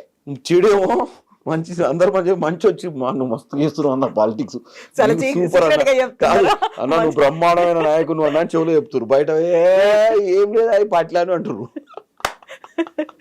బట్ ఇన్ని అయినప్పటికి కూడా నెక్స్ట్ టైం నేనే అవుతా, ఆ తర్వాత 10 ఏళ్ల పాటు జమిలీ వస్తాయి కాబట్టి ఆ తర్వాత కూడా నేనే అవుతా, 29లోనో ఎప్పుడో ఎలక్షన్స్ వస్తాయి, అప్పటిదాకా నేనే ఉంటా, నెక్స్ట్ 30 ఏళ్ళు మొత్తం నాదే క్రెడిట్ రికార్డు అని రేవంత్ రెడ్డి చెప్తుంటే బీఆర్ఎస్ ఏమో మేము వస్తామంటుంది. కవిత కూడా నేను సరికొత్తగా పార్టీ పెడుతున్నా, నేను కూడా ఎలక్షన్ లో నిలబడతా అనేది. నేను ఒకటి చెప్తానండి, 2004 to 14 కాంగ్రెస్ ప్రభుత్వం, 14 to 23 ఎందుకంటే మనం ఎర్లీ పోల్స్ పోయినాం కాబట్టి బీఆర్ఎస్ ప్రభుత్వం, 23 to 34 ఎందుకంటే జమిలీ వస్తే ఒక ½ ఇయర్ పెరుగుద్ది, 10 years వేసుకుందాం. ఎవరు ఉంటారు రూలింగ్ పక్కన పెడదాం. 29లో జమిలీ వచ్చినాయి అనుకోండి, 34 కదా. పబ్లిక్ ఒక ట్రెండ్కి అలవాటయ్యారు. బీఆర్ఎస్ తోటైనా కాంగ్రెస్ తోటైనా, అంతకుముందు రాజశేఖర్ రెడ్డి గారు, తర్వాత ఆయన డిమైజ్ తర్వాత కంటిన్యూషన్ రోషే గారు ఆ టర్ము. తెలంగాణ సైడ్ ఉన్న ప్రజలు కానీ ఇప్పుడున్న పరిస్థితులు ఏం ఆలోచిస్తారంటే, ఇప్పుడున్న ఓట్ ప్యాటర్న్ కూడా చూడండి, 2% నుంచి పెరుగుతూ పోతుంది కాంగ్రెస్కి. ఎంత యాంటీ ఇన్కంబెన్స్ అని వాళ్ళు ప్రచారం చేసినా, మా పోల్ మేనేజ్మెంట్ బాగున్నా వాళ్ళ పోల్ మేనేజ్మెంట్ బాగున్నా మా పర్సంటేజ్ ఆఫ్ ఓట్ పెరుగుతుంది. ఈ ట్రెండ్స్ చూస్తుంటే 100% తెలంగాణ ప్రజలు మేము RRR, Musi rejuvenation, metro phase 2, 4th future city, ఇవి కనుక ఈ నెక్స్ట్ 1.5 yearలో ఒక కొలిక్కి తీసుకురాగలిగితే ప్రజలకు అంటే ఇంకొక 5 years ఇస్తే మిగతా కంప్లీట్ చేస్తాడని నమ్మకం వస్తుంది. రేవంత్ రెడ్డి గారు చెప్పేది ఏంటంటే, నెక్స్ట్ 2 yearsలో పదే నరేంద్ర మోడీ గారి దగ్గరికి, పదే మంత్రుల దగ్గరికి మాతో పాటు తీసుకెళ్ళి బతలాడేది ఎందుకంటే ప్రోగ్రెస్ చూపించాలి. రేవంత్ రెడ్డి గారు ప్రోగ్రెస్ చూపించగలుగుతాను పట్టుదల ఉంది, చేయగలుగుతా అనుకుంటుండ్రు. జనం కూడా అదే దిశగా చూస్తారు. మీరు ఇచ్చినటువంటి వాగ్దానాలు నెరవేర్చలేదని పదే వాళ్ళు ఈరోజు లేఖ రాసిండు రాత్రి. ఎవరికి? ఢిల్లీలో మీటింగ్ పెడితే తెలంగాణ అస్తిత్వాన్ని తాకట్టు పెట్టిర్రు ఢిల్లీలో. క్యాబినెట్ని తీసుకుపోయి అక్కడ ఎందుకు పెడతారు? నేనేమంటున్నా హరీష్ రావు గారికి, ప్రోగ్రెస్ థాట్ ప్రాసెస్ ఉన్న రేవంత్ రెడ్డి గారు ఢిల్లీకి 50 సార్లు పోయినప్పుడు ఆయన పోయినప్పుడు దాసుకోవట్లే, అన్నీ కనపడుతున్నాయి కదా ఇక్కడ పోయిండు. ప్రధానమంత్రిని పోయి బడేబాయ్ అనాల్సిన పరిస్థితి ఎందుకు వస్తుంది? మరి మీ నాయకుడు అసలు ప్రధానమంత్రి కూడా ఈ దేశానికి అన్నాడు. మన పరిస్థితి బిచ్చగాన్ల పరిస్థితి అయింది. ఫెడరల్ స్ట్రక్చర్లో ఉన్నాం మనం. మన ప్రతి రూపాయి వాళ్ళకి ట్యాక్స్ కట్టినప్పుడు మనం వెనకకు తెచ్చుకోవాల్సి ఉంది. మ్యాచింగ్ గ్రాంట్స్ ఇచ్చి లక్షల కోట్లు తెచ్చుకోవాల్సిన పరిస్థితి వాళ్ళు చేయలే. వానికి అపాయింట్మెంట్ వాడిని అడిగేది. ప్రధానమంత్రి అనే వ్యక్తి తెలంగాణకు వస్తే కూడా రిసీవింగ్ చేయనటువంటి పరిస్థితి కేసీఆర్ది. మనం ఏమన్నా నిజాం సర్కార్లమా? భారతదేశంలో లేనమా? మనం ఏమన్నా నియంత పోకడనా? ఏకపాత్ర అభినయమా? దానివల్ల ఎవరు నష్టపోయిండు? రాష్ట్రం నష్టపోయింది. రేవంత్ రెడ్డి గారు ఏంటంటే ఇంక్లూజివ్ పాలసీ, రాజకీయాలు కాదు, ప్రజల అవసరాలు ముఖ్యం. అందుకే నరేంద్ర మోడీ గారి దగ్గర పోతున్నాడు, అందరి దగ్గర పోతుండు. ప్లీజ్ సార్ మీరు వచ్చి 30,000 కోట్లు శాంక్షన్ చేసి RRR మీరే ఓపెన్ చేయండి సార్, మీ పేరే పెట్టండి సార్, మీరు కావాలంటే ఏదైనా చేయండి కానీ మా ప్రజల కోసం చేయండి సార్ అని బతలాడు. అయితే హరీష్ రావు గారు తెలంగాణ ప్రజల్ని వీలైనంత టాలెంట్ తోటి పక్కదో పట్టేయాలని చూస్తున్నాడు. క్యాబినెట్ మీటింగ్ 23వ తారీఖు నాడు ఉంది.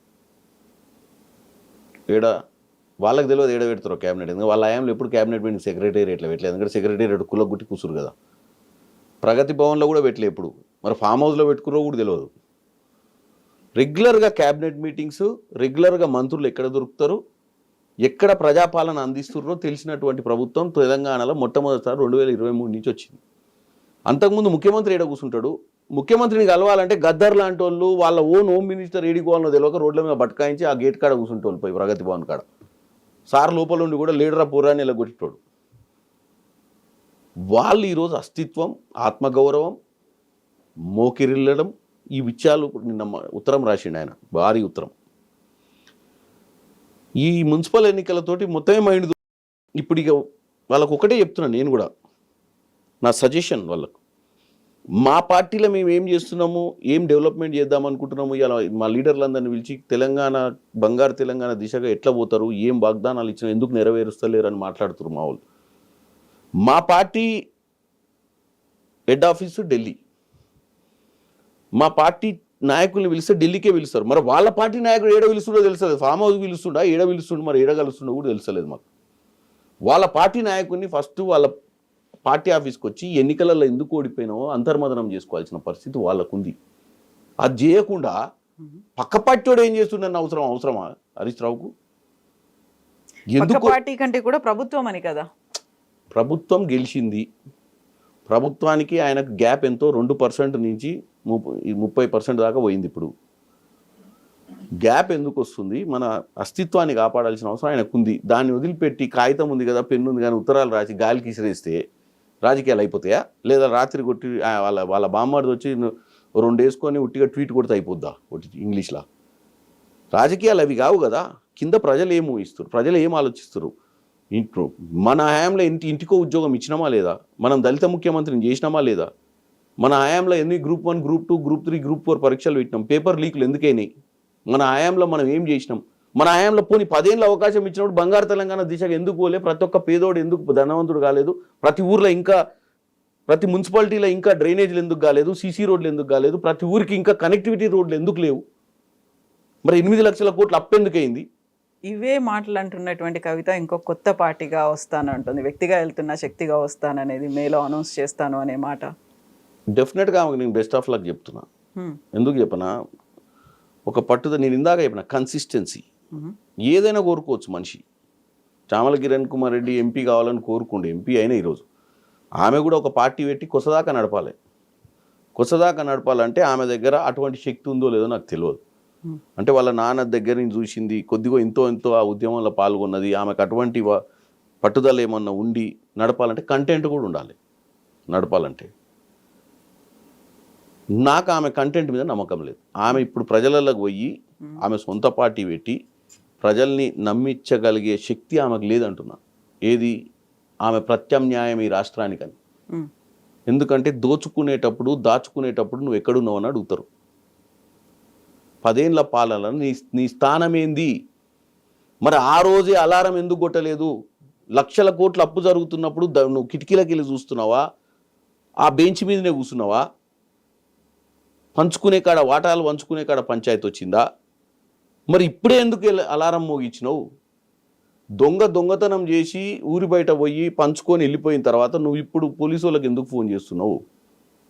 అయ్యాలనే ఇంట్లో దొంగతనం అయ్యేటప్పుడు గేటు బంద్ చేసి లోపల తాళం వేసి అయ్యాను అందరినీ, కొడుకును, వాళ్ళ అన్నను అందరిని పిలిచేది ఉంటుంది కదా. సిబిఐని, ఈడీని అందరిని పిలిచి పట్టించేది ఉంటుంది కదా. ఈ రాష్ట్రాన్ని 1600 బలిదానాలు, నీళ్లు, నిధులు, నియామకాల నినాదంతో తెచ్చిన తెలంగాణలో నువ్వు ఉద్యమ రకాలు రాలు కదా, మరి ఆ సోయి ఇప్పుడు ఎందుకు వచ్చింది? ఆ సోయి ఇది కనుక నువ్వు 5 ఏళ్ల క్రితం చేసి 2018 కంటే ముందే చేసి ఉంటే డెఫినెట్గా ఆమె పెద్ద లీడర్ అయ్యేది.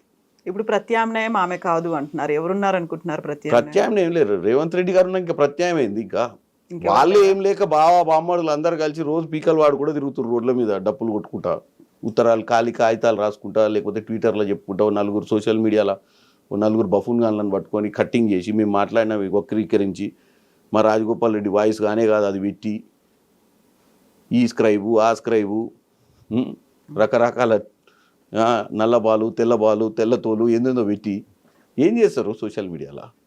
ఎంటర్టైన్మెంట్కి బాగుంది, వాళ్ళు కంటిన్యూ చేస్తేనే ప్రజలు హ్యాపీగా ఉంటారు. ఎందుకంటే వీళ్ళు పెట్టి చూసి నవ్వుకొని పడుకుంటారు ప్రజలు. దానివల్ల ఒరిగేది లేదు, తరిగేది లేదు. సో నెక్స్ట్ కూడా రేవంతేనా? నెక్స్ట్ రేవంత్ మా ముఖ్యమంత్రి కాంగ్రెసా రేవంతా? కాంగ్రెస్ ముఖ్యమంత్రిగా రేవంత్ రెడ్డి గారు 2034 గారు సుస్థిరంగా ఈ రాష్ట్రాన్ని బ్రహ్మాండంగా నిరుద్యోగులకు ఉద్యోగ అవకాశాలు, కొత్త సిటీ, ఈ రాష్ట్రంలో ఈరోజు 70% అర్బనైజేషన్ దిశగా మనం పోగలుగుతున్నాం. ఎందుకంటే ట్రిపుల్ అయిన తర్వాత జనగాం దాకా కూడా మనకు సిటీ లెక్కనే అనిపిస్తుంది. ఎందుకంటే ప్రతి connectivity road, radial roads, green field road Vijayawada, ఇప్పుడు విజయవాడ నుంచి బెంగళూరు 7కి పోయినా 2 గంటలలో పోతాం హైదరాబాద్ నుంచి. మంచి ట్రాన్స్పోర్ట్ కనెక్టివిటీ, గ్లోబల్ సిటీగా మన ఎయిర్పోర్టు, మనకి ఏం తక్కువ ఉందండి? ఈ కాళేశ్వరం లాంటివి కట్టకుండా అది కరెక్ట్గా ఈ సౌత్ తెలంగాణ, దక్షిణ తెలంగాణలో కృష్ణా జలాల మీద, గోదావరి జలాల కరెక్ట్ తక్కువ ఖర్చుతోటి ప్రాజెక్టులు కట్టి కరెక్ట్ రైతులకు నీళ్ళు వచ్చే విధంగా చేసుకొని ఉంటే రైతులు ఇటు ఫ్యాక్టరీలు కంపెనీలు తెచ్చుకుంటే, హైదరాబాదు పిల్లలు ఊర్లో వ్యవసాయం చేసుకొని పంపించుకొని చదివించుకుంటే ఇక్కడ ఉద్యోగాలు వస్తే వాడు రేపు పొద్దున జనగాంలో ఉన్నవాడు కూడా RRR వస్తే ఆ RRR అవతలకు ఫ్యాక్టరీ పెడితే వాడు అప్ అండ్ డౌన్ చేయగలుగుతాడు. ఇప్పుడు MMTS మనం ఆడదాకా తెచ్చినాం, ఇప్పుడు కొత్తగా 7 దాకా వంగపల్లి దాకా. రేపు ఇంటర్నల్ కనెక్టివిటీ ట్రాన్స్పోర్ట్ పెరిగితే ప్రపంచ దేశాలతో పోటీ పడతాం కదా, ప్రపంచ సిటీలతోటి. ఆ దిశగా ముందుకు పోతున్నాం మనం. ఓకే, బోల్డ్ అంతా ఉంది, లాంగ్ వే టు గో. ఇంకా చాలా చాలా విషయాలు ఉన్నాయి మాట్లాడుకోవడానికి. But we will continue next time. మళ్ళీ మాట్లాడుకోవడానికి బోల్డ్ అన్ని అంశాలు ఉన్నాయి కాబట్టి. Thank you so much Kiran గారు, మీరు ఎంపీ అయిన తర్వాత వెరీ ఫస్ట్ ఇంటర్వ్యూ.